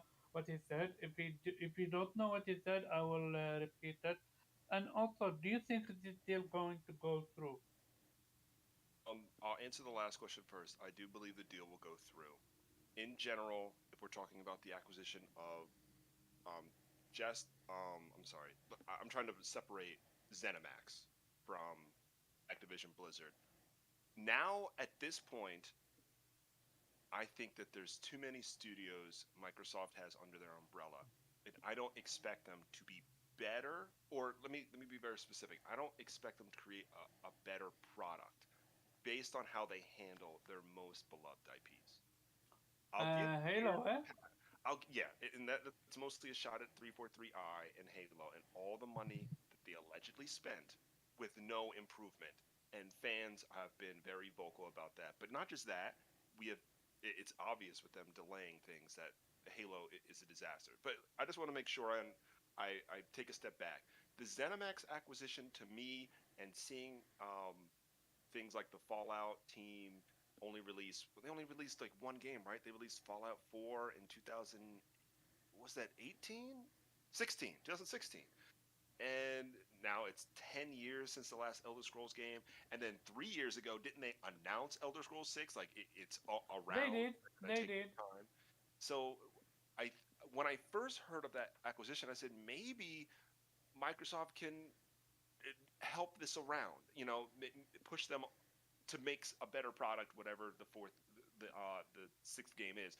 And to be honest with you, I'm not the biggest fan of the actual games. I respect what the community does for Fallout, what the community does for Elder Scrolls. I think them creating their own DLC and changing things like that, very beloved. For me, combat doesn't work for me. So this is specifically respect that I see for fans of Western RPGs.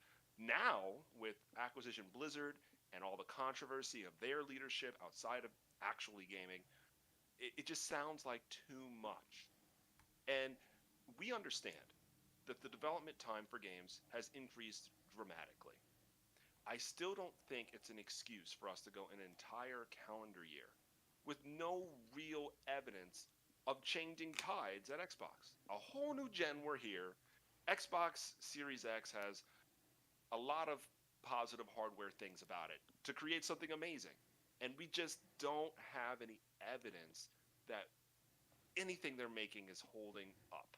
I get it. Avowed is on the way, and 1,000 other things are on the way. But I don't think we should be in year 2 starts, right? Well, okay, I'll say we've completed 24 months in November, and we just have nothing exciting out.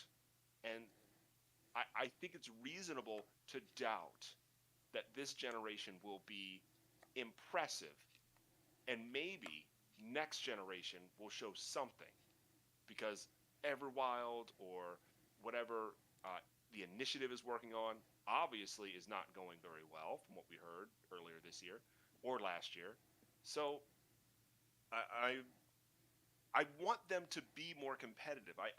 I'm so distant from the Xbox ecosystem. I don't spend any money there, so I don't get triggered like I used to coming out of the 360 generation, because I've just let it go.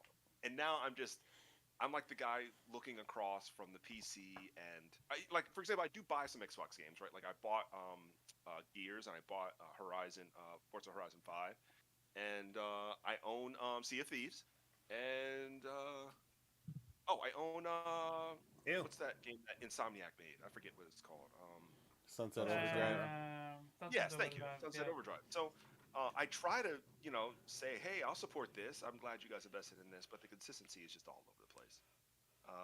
Okay, so what the Satya Nadella said, I think Innate, I agree with what you had said the most. I think he really only knows 20% of what's going on because he oversees a whole different side of what Microsoft is doing, and he knows that when he speaks, the news waves will be pushed, and news is good news, and people will go, well, why wouldn't you want Xbox to do this?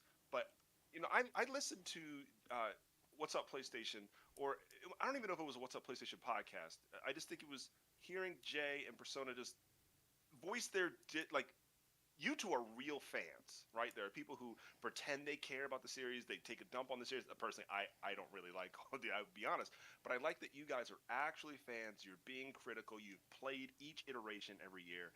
And you're just concerned about the quality of the game. If Xbox was a great publisher, great at, building up IPs, you'd be like, well, I don't know how you would feel. I don't want to put words in your mouth. But I feel like if they knew how to take care of their own IPs, maybe you would be like, all right, I'll buy an Xbox. And then I would continue to enjoy these 100%. franchises.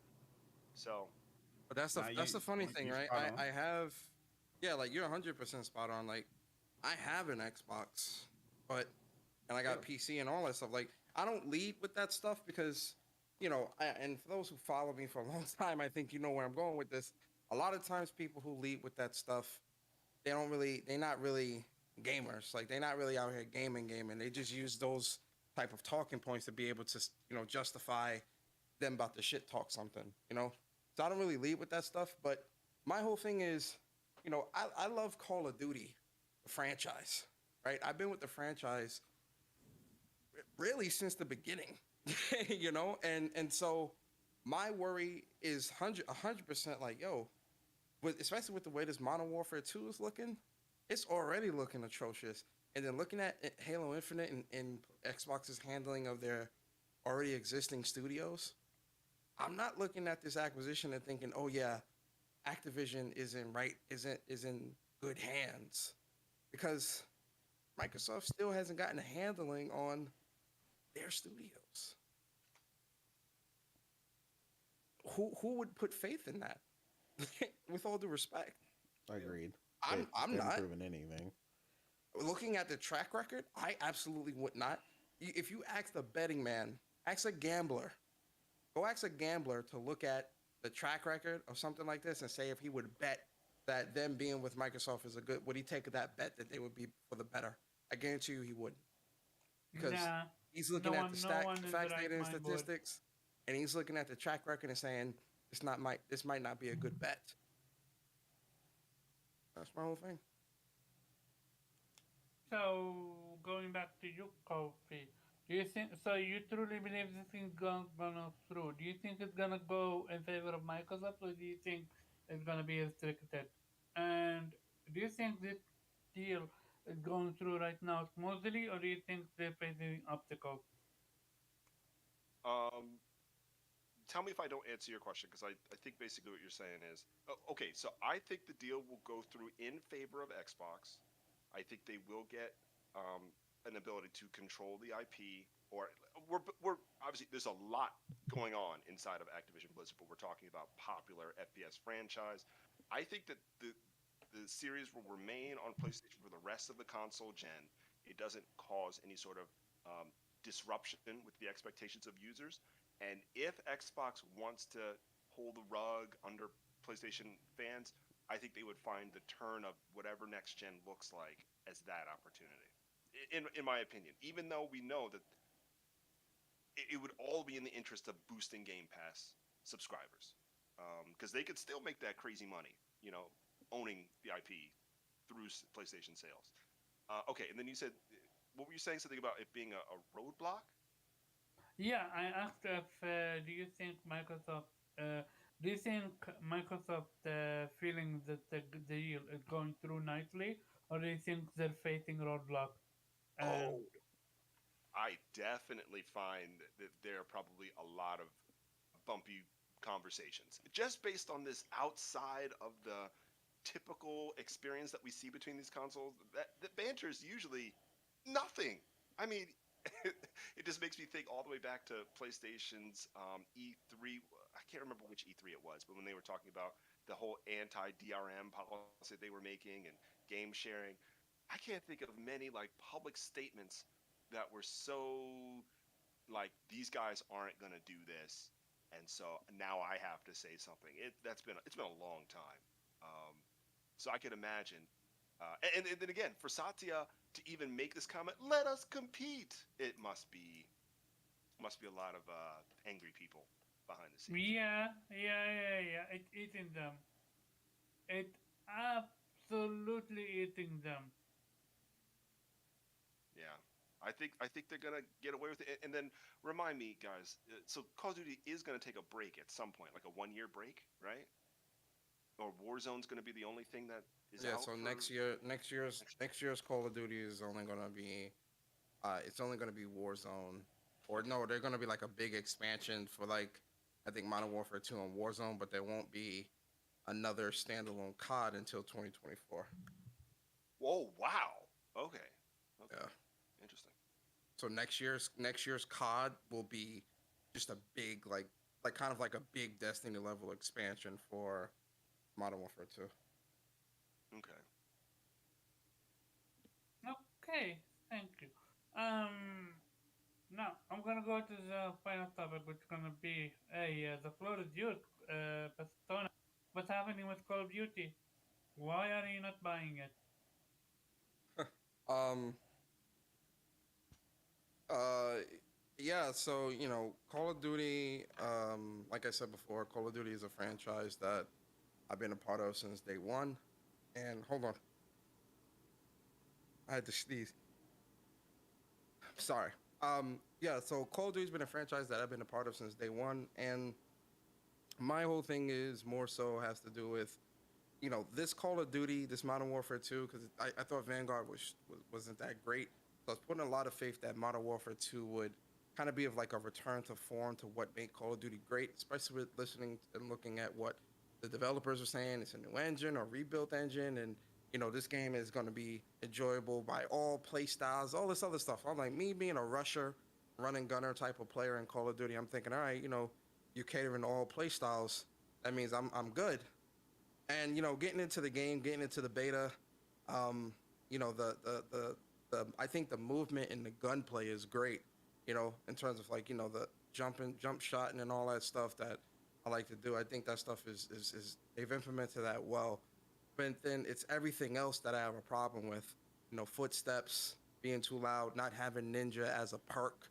I don't get why Modern Warfare or Infinity War keeps doing this, where they keep trying to make ninja a field upgrade, and their excuse is, oh well, we want to give casual players a chance and all this other bullshit. That's why they got these footsteps so loud, because they want you to use your sound more than all this other bullshit. And then the mini map, just traditional mini map. There are certain things with Call of Duty that I think are core fundamentals. Mini map, a traditional mini map where whenever if someone shoots an unsilenced weapon, they show up on the mini map. Ninja as a perk. They talk too damn much, right? Everything. I'm UAV recon flyover. All this bullshit. Keep talking. I'm reloading. Semtex. I'm right behind you. I'm on your sect. She won't shut the fuck up, man. Like she talks too fucking much, right? The footsteps, the no ninja, the mini map not working traditionally how it should. All that. The terrible perk system where the perks are so OP. You can't have Tracker, Cold-Blooded, and Ghost all being able to be used as perks for build, because you break the game at that point, because you have someone that can see where you are all the time with Tracker. When they're running around, they see your footsteps so they can follow you and kill you. Then they have Cold-Blooded to where if you're shooting somebody from a distance, you can't see them, and the visibility in this game is already terrible. So the fact that you implement Cold-Blooded as well, which makes it even harder to see people, because now everybody's running Cold-Blooded, atrocious. Then you have Ghost to where it makes UAVs absolutely useless after a part of the game, because everyone's using Ghost. Traditionally, when you had those Tracker, Cold-Blooded, Ghost types of perks, they would all be on the same perk tier, meaning that you would have to choose between one of those three. And there would be specialties where you could probably pick 2 out of those 3 or whatever. But having all 3 of those like that, in my opinion, I feel that breaks the game, because that's what everyone is using. The kill streaks are garbage. right? You got this SAE that when you call it in, you can call it in at 5 o'clock and it arrives at 5:45 type bullshit. But it's just like, bro, like what, right? Everything is too much. Like the gun smoke when you're shooting your gun messes with your visibility. When you want to call in your kill streaks, she's pulling out this touchscreen pen and all this bullshit. I'm like, yo, we're in the middle of war. What the fuck? Just pull out your phone, press the button, and put it away. Like all this extra bullshit. And then she's announcing everything she does so loud that both your teammates and the enemy can hear you. And it's like, yo, it gives away your position. You could be sneaking up on an enemy and UAV. Enemy with the Semtech, and the enemy will turn around and kill you. So there's a lot of things wrong with this game, and the fact that Infinity Ward, their justification for it is, oh well, the casual player and all this bullshit. I'm calling bullshit on that, because all these other years prior to Modern Warfare 2019, casuals were playing the game, people were buying the games. And playing the games, and Call of Duty has been #1 for years and years and years in terms of sales. I call bullshit on that casual, looking out for the casual, because casuals have always been getting into Call of Duty, playing COD, having fun with friends, and all this other bullshit. I just think it's developers wanting to change things up and want to build the game how they want, and not really caring about the feedback of the hardcore audience, about the long-time fans. It's crazy that they put out the statement saying, I'm paraphrasing, but you can correct me if I'm wrong, we just don't care. Like, this is literally it.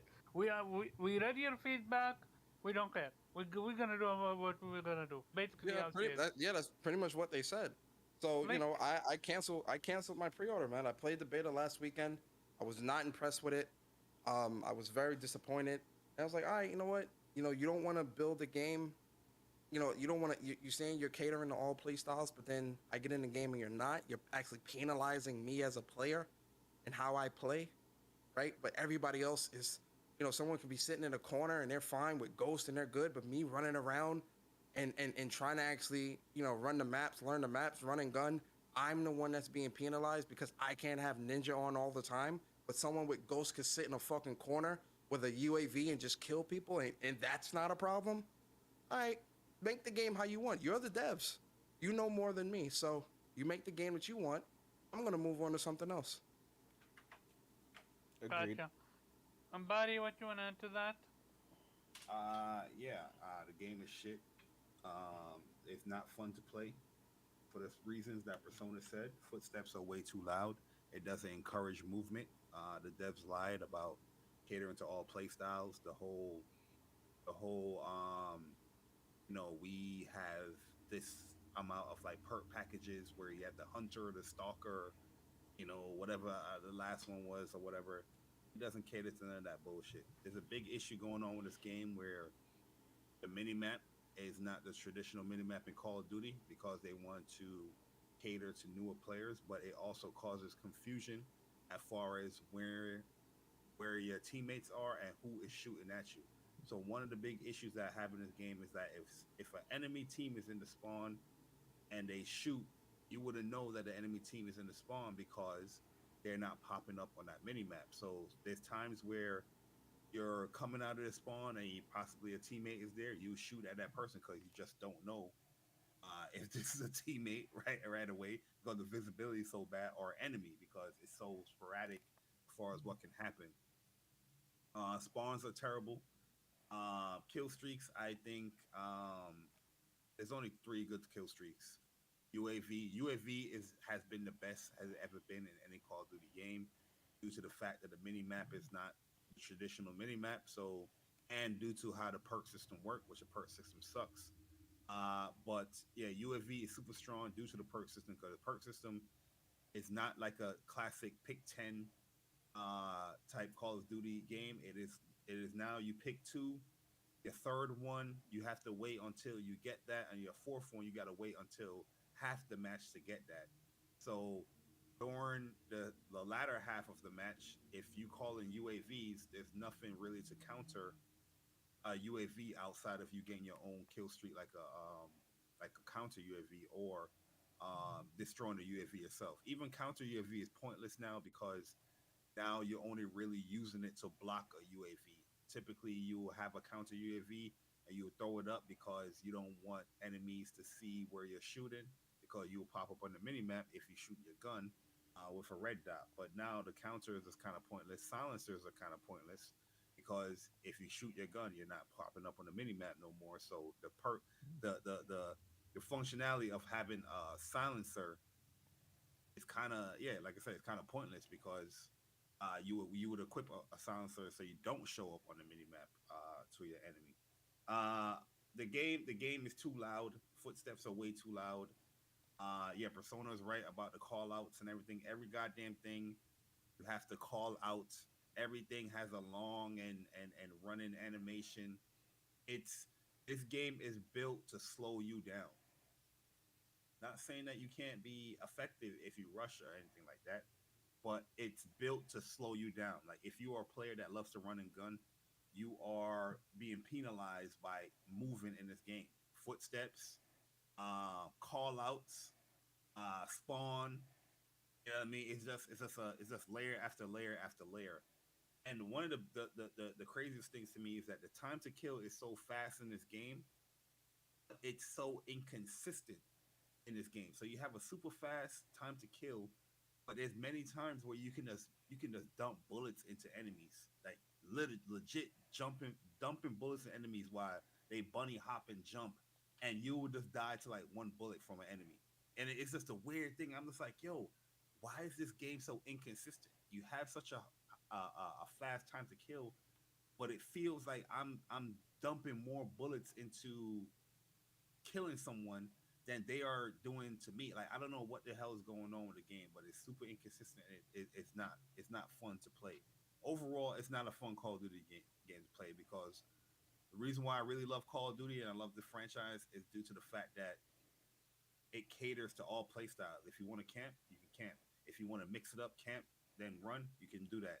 This game, it doesn't really cater to all play styles. It's a forced meta that they are putting on you just because they want to slow the player down and they want to give the newer player, the scrubbier player, a chance to be good at the game, which I understand. But at the end of the day, just like all Call of Duty players and before, you get good at the game by just playing the game. It's no different than the Souls mentality. I'm pretty sure that if these games like Souls games start to dumb down themselves and become much easier and easier, that community will be just like me and Persona. You know what I mean? Because you're taking away that the aspect of learning the game, that enjoyment of finally learning the game, that clicking moment. That's what happens with Call of Duty as well. Everybody started out as a bum. Everybody started out as a scrub. But at the end of the day, you get better, you play more, and you get better, you get better, you get better. And then you figure out how to play the game. But now they're just taking that whole they're taking that all away from the player as far as, veterans, and then just giving all these new players all these tools in the game where if you slightly move your character, it's a loud ass footstep. Like you can be aiming down a gun and just move your character forward, loud ass footstep. Crazy. I will say this though, VTOL ship very good. Advanced UAV is godlike in this game because it lasts like super long. I think it lasts like over a minute. It lasts very long for advanced UAV, and that thing, once you get that up in the air, it's over. You know what I mean? Unless they do a counter UAV, but nobody equips anyway. But yeah, I'm not liking it. I'm not having fun with it. I am skipping this Call of Duty. I got a refund as well due to the fact of what the developer said that this is what they're sticking to. You know what I mean? They say fuck what your feedback is. I think This it's is our game. a slap in the face to the actual hardcore. Uh, like that boggles my mind. You're literally shitting on your hardcore fan base with this one. Yeah, I mean it sucks. I mean, hey, that's their vision. That's cool with me. I'm not even upset. Like if that's their vision, then you're just not gonna have me playing a game this year. You know what I mean? There's many games that's coming out that, I want to play, and I'll just dedicate my time to playing. So I'm all good. At the end of the day, I'm Gucci. You know what I mean? Mm-hmm. So Gotcha. Anyway, I know you don't play cards that much anymore. What's your thought? I mean, I still played the beta, so, and I mean, I agree with all that. Like, that's the kind of stuff that turned me away from it immediately because, like I said, just the only thing that really enticed me about this one to begin with was the return to form, right? It's supposed to be a Modern Warfare 2 remake, essentially, right? Bring back the original perk system, bring back, you know, the kill streaks the way we know them and love them, you know. Like they had an opportunity to basically just have a game delivered on a silver platter, and I can't remember. I think it's somebody. Yeah, yeah. So, uh, someone had said something to Bari about do they think the problem was with the lack of innovation, and it was like no, that's not it, because this was my thing. I was like, the problem is too much. They keep trying to innovate too much. They keep trying to be that person that's like, hey, I'm new to the Call of Duty series, and we thought we should implement this.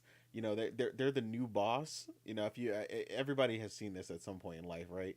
Where this new person gets hired on, and they get hired in like the management position. They got to make a splash. You know what I'm saying? They got to optimize what was there before them. They got to do something to shine, right? And there's a bunch of new people on this team, and that's all I kept hearing. Like, now we want you to be able to go on the water, you know what I'm saying, during the map. We want you to be able to, if you like to camp, you know what I'm saying, we're going to give you a camera behind your head or something crazy, or like, and I was like, I was like, have these people ever played Call of Duty? Like, I was like, they're just creating all these things that are basically anti Call of Duty. All the things that like devs used to try to get rid of. I remember at one point they implemented a system where if you stood still long enough, you would ping on the map in order to discourage people from camping. like and it's like now they're just like encouraging like whatever. Like it's just all over the place. I was like, it used to be just these strong set of perks, great gunplay, clean 3-lane design, with a focus on good connectivity so that, like Modern Warfare 2, as much as I complained back in the day, I love that series. That's how I learned to play Call of Duty. That like Barry is talking about. My friend taught me, how to read the map, watch your back, watch how you move around the map so your back is not exposed. And it worked because the spawns were great. You know what I'm saying? Like, and everything worked as Call of Duty did for a long time, into Black Ops 1 and so on and so forth, right? And then eventually, I can't remember the one in particular, but I do remember at one point that I noticed a bunch of noise. Like they were saying, they started adding ambient noise to try to dissuade people from using, the Astros and so on and so forth. So they added all this noise on the map and all these ambient explosions and all this other stuff. And then like it's just gotten tenfold, in this recent one. Like you said, all the yelling that your character does and so on and so forth. The fact that You know, it's funny, Nate. It's funny. Like the sound is good as far as like the direction where people are coming from. You do, but it's so much sound that sometimes you lose the direction. There's times where I'm like, all right, is the enemy behind me or is he on top of me? But because I'm hearing like multiple footsteps, I'm hearing Persona calling out tactical UAV. You know what I mean? With his character, it's just like, yo, I'm just hearing way too much going on here. You know what I mean? I can't even like, see what's going. Like, where's my enemy? You know what I mean? Yeah, and I think a big part of that is, I think was that Nate, that was you talking just now, right? Mm-hmm. Yeah, that's a great point. Like, it's funny too because they say in this game that they want you to, use your hearing, but you can't because the fucking people talk too much. It's like shut the fuck up. Yep. You get what I'm saying? Shut up. Like you talking way too much, man. Like every little thing, even reloading your gun. Every single time you reload, reloading loud as fuck. And I'm saying, I'm like, bro, shorty, why are you yelling? Why? Like there's no, and then they got rid of, you can't cancel reload, where like if you're in the middle of a reload animation, typically you could like run or something like that. I remember to stop the animation. You can't do that here, and it's like, bro, everything that makes that like a player like me would utilize, because I've been playing COD for years and years and years and years, and these things are just staples in that stuff. Like, who, if because in true war, if you were reloading, you could just stop automatically. Like, oh, okay, shit, somebody's coming. Let me not reload. Exactly. In this game, you can't do that. And it's like, oh, well, we think casuals wouldn't like. And I was saying this earlier. What I say, what Barry says, or whoever else is like into COD, what we say does not matter, because the casual's dollar is stronger than mine. Yeah. It's more than mine. So I can complain to the high heavens. It won't matter, because my dollar and Barry's dollar, like, we got our refunds. You think they missed that $200, $216? No, not when the casual is equaling 2, 3, 4, 5 billion. Guess what the hardcore does? That's why they're doing this, and they don't care. Well, and I think part of the problem, right, that I explained to somebody, a big reason they don't want to go back to a lot of the original design mechanics is because a lot of this is also to kind of entice you towards a lot of the additives, the different operators and all that stuff. Like you said, the person you were playing was a girl, right? Or that she sounds a really specific way, or when they come out with other operators, they're gonna sound different, or they're gonna talk different, or they're gonna, like, there's a bunch of things that they keep incorporating, even how they design the weapons, right? Giving special weapon, like pre-designed weapons, special names and stuff like that. All that, again, is coming back down to all the things that they've kind of gradually implemented over the years to promote, microtransactions. So it's like there's a lot of stuff there where it's like, yeah, we would bring it back, but not really, because we want to encourage this or we want to encourage that, and it's like, it's a mess, man. And I mean, as much as I don't think COD is ever gonna go back to what we love. So what my hope is, personally, is that other places see finally there is a space for a game based on pure gunplay, right? That pure, competitive gunplay, clean 3-lane design, filling that void, essentially, right? Because I think they're making it clear that lane is wide open. There was a massive focus on Warzone. So I just think that there's an opportunity here for the first time that hasn't been here in a long time. And they're opening that door. And I hope someone does it. And I say that as someone who, likes some of the other stuff out here. Like Destiny is a really good example. But the problem with Destiny, and why I say is not exactly what I'm talking about, because it has crazy good gunplay, but it also has power. A lot of imbalance. Yeah, it has a lot of imbalance and a lot of powers. Yeah. Like, see, and you got all these I'm a crazy... hardcore Destiny player, so trust me, you preach it to the choir with that. Where, Destiny 2, or I love Destiny 2. The Crucible is great, but the gun imbalance coupled with the powers. Yep. That's not a game you play hardcore. Exactly. That's not a multiplayer that you say, oh yeah, I'm hardcore into this now. Yep. Yeah, so and that was very evident when I played with when I was showing that to Strictly for the first time. He was playing and he was like, yo, what is this? Like, it's like, oh, that's what happens when you get shot in the face with arrows from that person's power. And it's like and then of course, when you power up, you get more powerful, or certain people when they're mid transition into their power, you can take more shots, as opposed, so it's very, like you said, it's very imbalanced. So and the same for like Rogue Company or something. So I'm really hoping to see something purely like in a return to form for like a Call of Duty, the original setup, that really could benefit and, open up a space for us people that really like that. I think there's a lot of room for that right now. I don't know who's going to do it. There's a lot of FPS competition out there.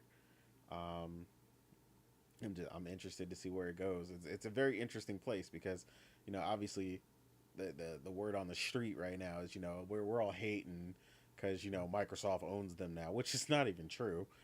Funny enough, they don't own shit yet. Um, And we But don't hate these it because people are the Microsoft. We people just that don't don't. even play Call of Duty. They Yeah, don't we don't even trust know. Microsoft. yeah. That's a great point, Omar. Because majority of the people that saying that, I haven't seen one clip, one screenshot yet from these people with this goddamn game, and it's open to everyone. To me, Hmm. to me, I was started to get mad when they involve people like you, the actual gamers that are canceling because of Right. them, catering to the casuals instead of the hardcore, and they are thinking that just console war shit. I'm like, not everything needs to be console war. This The is people what I that was saying. I forgot. Sorry, Omar. no, it's okay. I listen to you and it frustrates me because this is what I enjoy about you and uh, Body. I enjoy your passion. I don't like Call of Duty, but most of the time when you guys break down stuff gameplay wise for Call of Duty, I'm always there day one because I love the passion. I love how passionate you guys are when it comes to Call of Duty, when it comes to fighting games, and you know your shit and you call out is. And to see people starting to use you guys what's called cancellation for console war, I'm like, not everything needs to be console war. Well, and Go and and it's outside. and it's not like for us, right, on this side. Like a lot of people, No, for us it's not. yeah, like a lot of people have this misconception about a lot of people, and I don't. Fuck all that. It's on both sides bullshit. Fuck all that for a minute, Nah, that's because bullshit. that yeah, that's some bullshit. Like most of the PlayStation people I rock with, right? They genuinely love this shit, like I do, right? Like they want the best for the industry. We want the best people working on these games. We want the best outcomes because it's about playing great quality games. Period.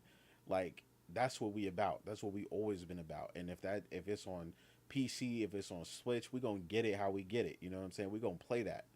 Um, like these other people, these frauds, like they getting on my nerves, bruh. Like this whole false stuff. Like you said, all these fake, COD fans. The same thing with Bethesda, right? Like there's a number of people I called out. You know what I'm saying? I've been playing Bethesda for years. Like Bethesda, the developer, to not confuse anybody with the publisher, the developer. So the Fallout's, the Skyrims, all that. I've been on that. I got thousands of hours in half them games, right? Like, you know what I'm saying? But it was a bunch of people like that hated those games that was jumping for joy the moment Microsoft bought them. And I'm like, what you jumping for? I thought you hated that game. You know what I'm saying? And like that's what I'm saying. Like all this false outcry and stuff coming from these people who just don't care. Um, they're not concerned about the health of the industry. And it's the same thing again, not just them. Like it's all over the place.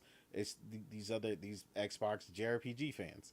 Like it's crazy to me that you'd rather see the rest of the industry, like crazy answers, like rather see the industry cut off.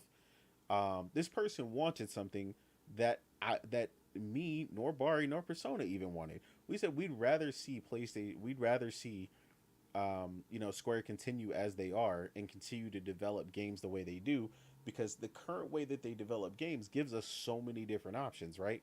We get the Octopaths, we get the front missions, we get the live a lives and so on and so forth, right? Versus PlayStation, nabbing them up and potentially cutting them off entirely, right? But what we said is if worse come to worse and they had to go to anyone, then we of course we want them to go to the publisher and developer that has the best chance of number one letting them thrive and helping improve them even further than what they are, which is PlayStation. Whether or not people want to agree with that or not, that's a fact. PlayStation, if you're looking at track records and you're looking at data, that's a fact. So you know what I'm saying? So all this the fake outcry is crazy, man. um like I said, we like I said, I've been playing COD for years, bro. I was playing COD in high school, and that was coming from somebody who originally didn't even like FPSs, and I was a monster. I went from now went to Black Ops 1, Modern Warfare 3, Black Ops, Black Ops 1, 2, 3, 4.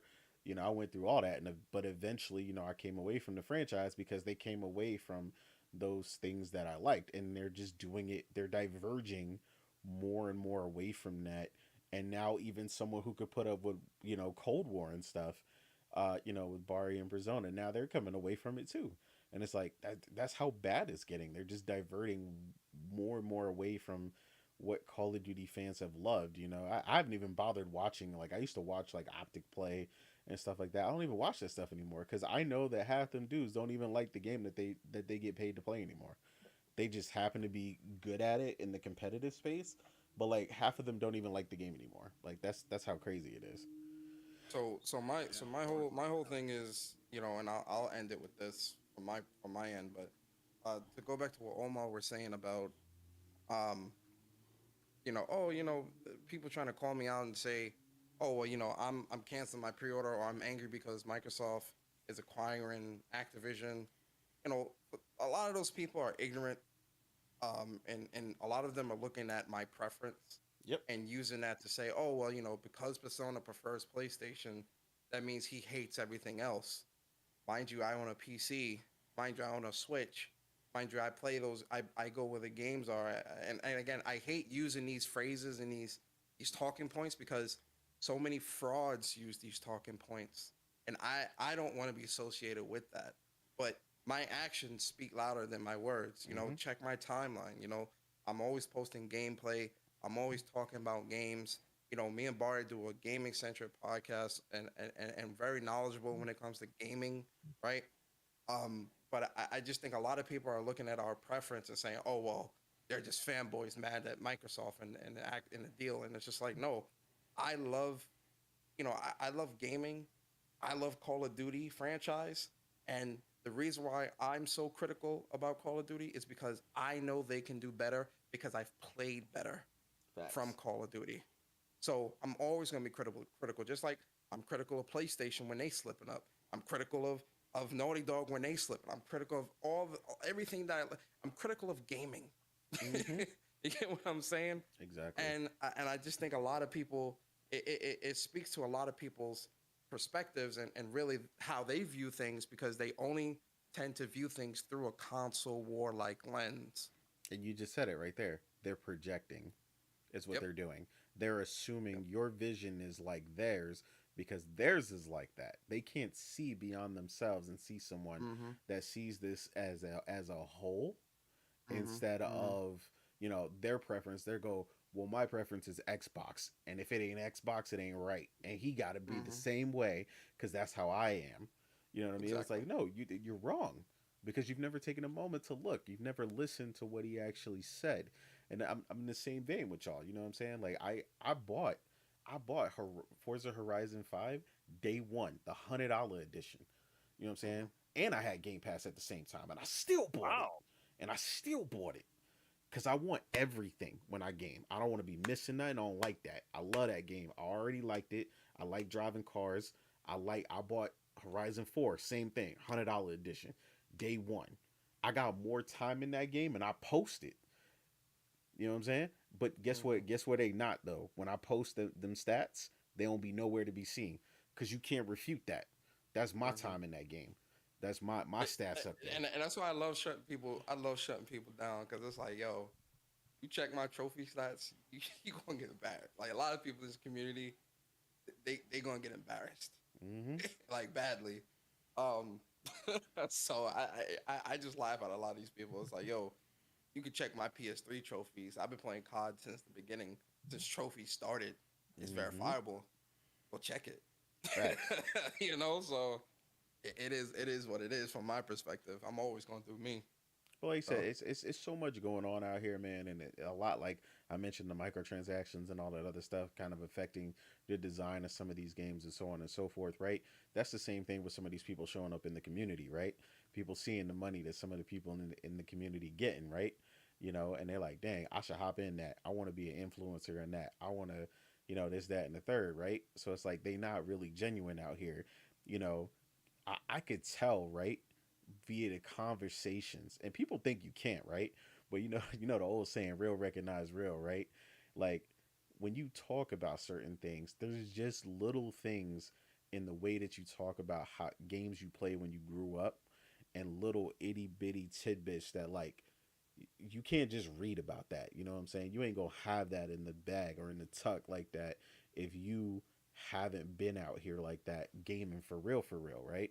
Like everybody want to say, they've been gaming since they could hold a controller, but I mean that shit when I say it. And when other people say it and I talk to them, especially when they're around my age, see, that's the other plot spot where I catch people slipping. You know what I'm saying? Because I'm 36 this year, and uh, you know, a lot of us are around that age. So it's like when people say they've been gaming, at the same as me, and it's like, yo, you could tell immediately, like, nah, you sound like you've been gaming more like since PS3 or something. You know what I'm saying? And there's nothing Mm-hmm. wrong with that. Listen, a lot of people in this community, they've been gaming since PS4 and Xbox They One, bro. and they Listen, have, and they listen, have. the way a lot of For people the talk, most bro, it just interesting. it don't make no sense, man. It don't add It's, up. Yep. Yep. Yeah. Where's the days when you need to blow on cartridges? Where's the days when you're you save and then your entire memory card gets wiped clean, and you're like, but I saved, and you have no save file anymore. I need to start over. Nah, we're not doing that. Most people never went through all of that shit. They don't know anything about this shit, which is why I don't take them seriously. Which is why most people on on Twitter, I don't allow them to be speakers, because I Well, know they don't play. that's the same thing Yeah, like go ahead. anything. That's the same thing like anything, right? Like, and it's because they new here. It is very obvious, They're like, oh, I don't care about the industry. I'm like, of course not. You just got here.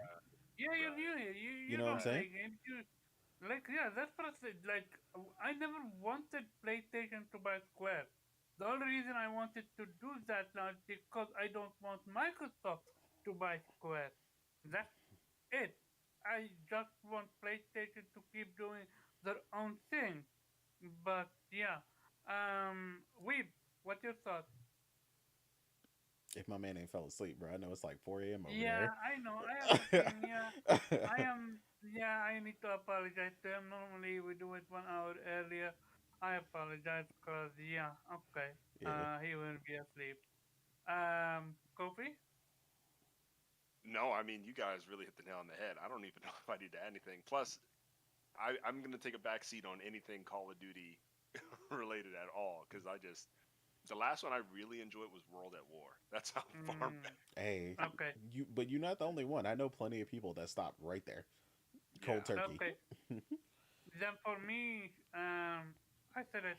I don't care about Call of Duty, but I just love the passion that body Persona, Strictly, Dime.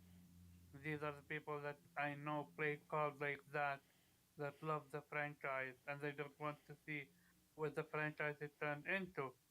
Um, but with that being Oh said, wait, we so have come. Yeah. before we close it out entirely, one thing I will say, and this is the difference in someone who understands the industry as a whole and everything behind it, right? When it comes to the actual Activision deal, right? It's not just Call of Duty, right? It's also Diablo 4. It's also Overwatch 2. It's all these games, right? Wow. And What a Warcraft. yeah, Right. I say this, these are important, right? Even if they're not important to me, those are major franchises, right? I know people currently that the only game that they play is Overwatch, and that is the only game they've played for the last 3 or 4 years.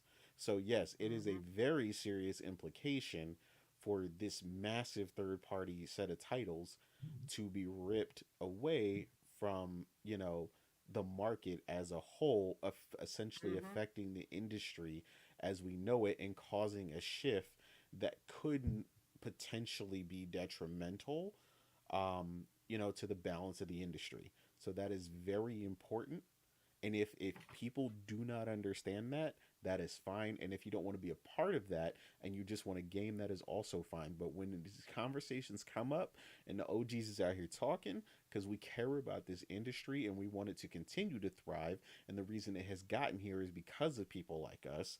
Yes, we are talking about it and we care about it because we want this shit to continue and we want it to continue to grow and we want to welcome new people all the time. But that ain't gonna happen if we let these companies do whatever in this industry. That's it. Gotcha. Um, Final topic, not final topic, closing agreement I want, because I shared with you, Kofi, what's called a link. So you had high hopes there for Shinji Mikami. Oh It man. seems Microsoft doesn't. How the fuck do you? How the fuck do you let this dude be what's called do nothing for 2 fucking years like that? You're I have so many questions. I didn't even Yo, go through well, one, I want to listen to his whatever channel he was on, right? It was like some was it yeah, for sure. Capcom or But something? you understand that. But that like this was one of your biggest what's called hope at Vitamin G podcast. Oh, okay, You okay. you Yeah. you wanted them to focus on Shinji Mikami and Yes, I did do that. Yeah. Okay, so just to give everybody context, I'm always trying to be an optimist because, to be honest, I just throw Xbox in the back of my mind. I forget about it. But when they, took in the parent company for Tango Works, I said, all right, look, Shinji Mikami is an innovator. I love what he did with Resident Evil 4. Vanquish is one of my favorite action games of all time. Shout out to Sam Gideon. So I have to try to remain positive, and I thought that maybe Evil Within 2 and Ghostwire Tokyo are great examples of him springboarding to the next level. And I don't know, maybe I'm behind in seeing this interview. If people haven't seen it, but apparently he was on a stream, just getting asked some questions about like what his passions are in the industry. And the takeaway quote that he has is, "I really want to." I really want to do some projects that I have always wanted to do. Right? The way it's framed in this quote is that like he's not yet been given the green light on a specific project that he's always wanted to do, and it hurts any sort of optimism or narrative that I had made. That this was his moment, right? That Xbox was going to give him that freedom, or however this was going to go. But I do need to listen to what he said so I can like kind of get an idea of like maybe he talked about why or what, or was it his own doing? I need to know all the facts. But so Omar's making a good point. Like a lot of time has passed, and for him to come out and say I'm not even working on anything close to what I'm really passionate about, that's kind of disappointing to hear. I called it. Did I or did I not call it? Did I or did I not say they are not gonna be able to what's called work with him because he is too much out there? I mean, They don't, he's not even that out there. Like think about like Suda but 51. That's out there. they don't like innovation. What game have come from Microsoft that rival God of War? Name me one game that rival God of War. Like welcome to like PlayStation is moving the industry forward.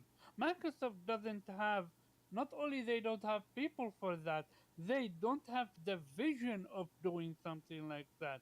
And having someone as big as Shinji Mikami and having been sitting there and doing not what he is passionate about, that's the issue. You're right. That's what I would not be surprised if in 6 months from now Shinji Mikami leaves Microsoft. If I can't defend that take. I can't. I mean, If you can defend that and you're the most what's called optimistic person out there, like nah, I knew this was gonna happen because we've seen it again. People for me, because for me, people want to throw Halo on management. I'm like, no, management is not the issue. It's the higher up. If the higher up is not seeing what's happening and not calling it out, this is why I wish I was what's called at your show what's called J-Bar in Persona.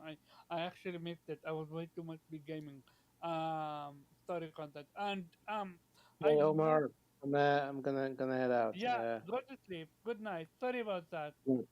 So yeah, I Xbox apologize. sucks. Xbox sucks. I'm out. And good night.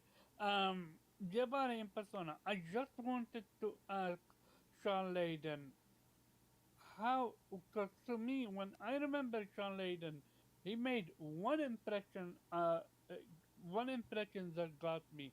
It was when he was at an E3. I forgot which one it was, and he was came out and said, "My job is to go to studios and see what problem they have and try to solve it and make sure that they are on track." And Mhm. I'm like, that always stuck with me. Microsoft doesn't have someone like that.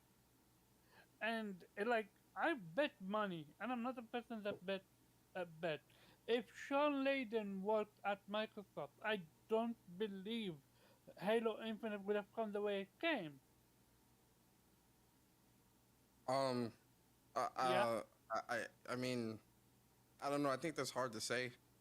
Um, I do think that Microsoft probably needs to have a bit more hindsight when it comes to some of their projects that their studios are working on. I go back to Shuhei Yoshida and Cory Barlog when they went to go see God of War 2018, and Shu said, "No, this is not it. Go Yeah. back to the drawing board and try again." I'm not sure if Microsoft has somebody that has the foresight that really understands not just their fan base, but understands that their talent and their studios can do better. I don't think it's about shitting on the project or shitting on what they're doing. I think it's being able to say this is good, but I think you can do better, and I think that our audience deserves better. And this is not coming out until we feel it's at a place that we think you and that we think we and the audience will love. And we got arguably one of the greatest games of last generation, God of War 2018. You get what I'm saying? I don't really see someone like that at Microsoft. And if there is someone like that at Microsoft, they're not speaking up.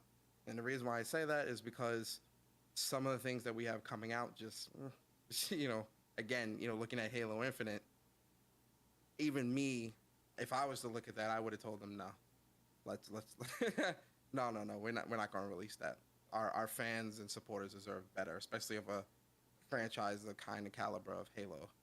You know, I would absolutely, whatever studio is working on that, you're gonna put 100% of respect on that type of franchise. I just don't think 343 did that with Halo Infinite, but you know. It's frustrating me to no end because yes, coffee. Sorry, I told you so. Mm-hmm. Shinji Mikami might be gone anytime soon. Because again, you have the forefather of Resident Evil, and you have them sitting there, not doing what he's passionate about. Yep. Have you learned nothing from Kojima? What happened with Kojima? Mm-hmm. I don't. I don't. But yeah, sorry about that. Any final thoughts?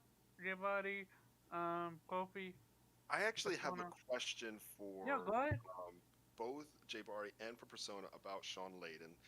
Sure.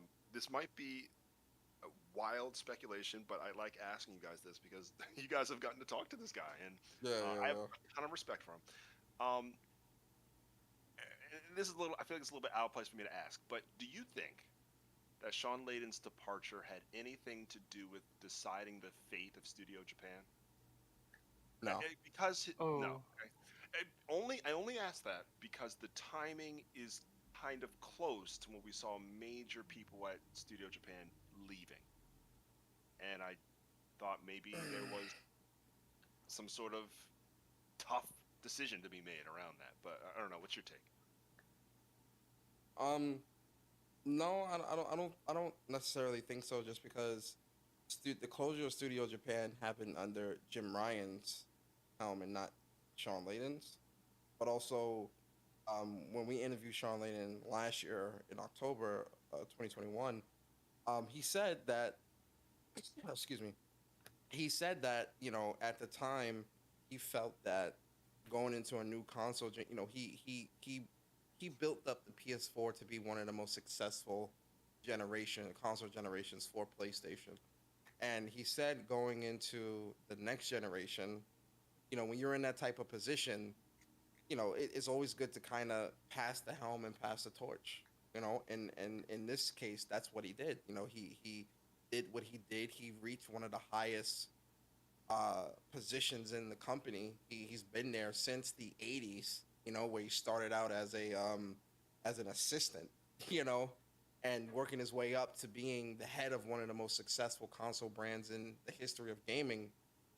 I think that's a good high to leave out on leaving out on the PlayStation 4 generation. And he said, you know, he felt it was best for the next generation to have a fresh pair of eyes. I don't think he did was bring in Insomniac, which, in my opinion, was that alley oop to Jim Ryan, because Insomniac has been carrying this generation so far. Mm-hmm. So I just think it was time for him to move on. And even now, when we were speaking to him today, he had said that him working with Tencent is an advisory role. It's not, he's not like on the books or under Tencent. He's just an advisor, and he actually advises a ton of other companies as well. So Mm-hmm. Do you think we I might think he's see? just chilling.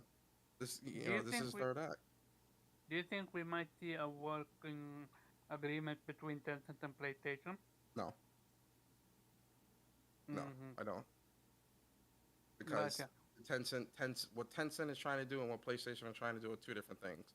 Now, Okay. maybe and me saying no is just me kind of looking at the situation and being like, Yeah, yeah. I No, just I don't like see that it. take. Yeah. Yeah, I just don't see it. But there may come a time, especially looking at Tencent and PlayStation both uh investing more money into Kodokawa Yeah.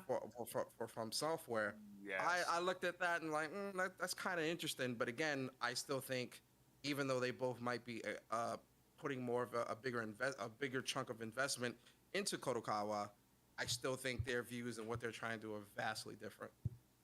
Gotcha. And with that being said, let's get into our outro. First off, our guest, Kofi, my man. Thank you for coming through, man. I genuinely appreciate it. I'm so Where glad to people can actually. find you? Yeah, guys, you can find me at creative_Kofi on Twitter. I'm finally back trying to, communicate with the community. There's so many passionate people to talk to. I recently started doing spaces on Fridays with Genki and Jody, but they've been doing this for a few years. I don't want to discredit them. Nah, they're being doing it now for a few months, not Oh, just a years. few months? Oh, okay. But Yeah. I really love talking to both of them. They're so I mean, Jody, I feel like she like memorizes Famitsu. I don't even go to that depth of knowledge. I mean, she knew the sales of the Trail series like per game. And you guys know me. I'm like the Trails fanatic. I don't know the specific sales like in Japan. Yeah, you play Um, them in Call the Day. Yeah. exactly. So I love talking with them. So you can always catch me on Fridays, typically morning time, Eastern Standard Time, talking with them. And I'm retired from the Zero Field, so I can't do any fan translations for Trails Dude, at the moment. But that sucks because we covered it on this show. oh, you And did? Okay. yeah, yeah, of course. I told you if you can come through. You couldn't. So we actually had what's his name, Ghost, talk about it, and he said, yeah, the company did what they had to do, and you guys should have tried to find a way to work with the company, I have them hire you. I can. Well, I don't think it has to be revisited now. It's too late. But there were some specific things said back and forth about other options, but it's all on water It now. didn't work out. Okay, yeah, Yeah. it's a shame because I know how passionate, because this is another thing you're passionate now about, and it's taken away from you. And I'm like, damn. Especially with the consequences of it people getting a translated game in what 2026, something like that. So the game that is coming out in a week might not be officially localized until 2025. And I'm not being Precisely. dramatic. I'm not being dramatic. That's like legit. And they were able to translate it within 6 months, something like Oh, that. yeah, you're talking about so our 2020 translation we did within 4 months, and then our 2021 translation we did within like 7 months. We Precisely. took our time because we were. I'm not gonna lie, that 2020 translation, I was on vacation from work doing the translation. Yeah. But we love that stuff. But anyway, yeah, that is true. We did it pretty fast. Thank you for everything that you've done, and yeah, too bad that it didn't work out. Um, First half of What's Up PlayStation, Barry, where people can find you, and thank you for coming through. Yo, first and foremost, man, I appreciate the invite, Omar. It's always a pleasure to chopping it up with you and Nate. It's always good talking to Kofi as well. Weave, it was cool talking to you. Even though I felt like, yeah, let me chill. You have different take, which is yeah, okay, which is what I enjoy, that you can have different take without getting at each other being disrespectful of trying yeah. a gotcha moment. Yeah, It but was having definitely an interesting convo, just seeing that perspective when it comes to turn-based in action, which is cool hmm because I know my man Nate, my man goes in the games, you know what I mean. So oh yeah, uh, it was cool having that convo, even if we disagree on that hmm standpoint. But nah, man, fun show. Been a very long day for me, but yeah, man, gonna enjoy the rest of the night. sorry And about that. nah, it's just been a busy day, man. Whoops. You know, this podcast here was trying to help out Chuck with his open lobby as well. So it was like a very, very busy day of Mm, just chopping it up with the crew and all that, man. But yeah, Thank you for guys, coming through. Genuinely yeah, appreciate it. yeah, for sure, man. Hopefully you guys enjoy And the rest of your night, and catch you whenever the next time. second half of What's Up PlayStation Persona, thank you for coming through. First time, which is a fucking crime. You should Yeah. have been here more than one time. I apologize for that. Also, Mhm. shout out to Game Politician. I disagree with everything he said, but hey, he came through, so you gotta give him a flower for that. Yes, sir. Where Yes, people can sir. find you. First and foremost, man, shout out to you, Omar. Shout out to the panel, Innate, Weeb. I know Morgan's a part of your panel as well. Sad she wasn't Yeah, here she today to couldn't chop make it up. it. Yeah. Not okay. Too Yeah. bad. And everybody else.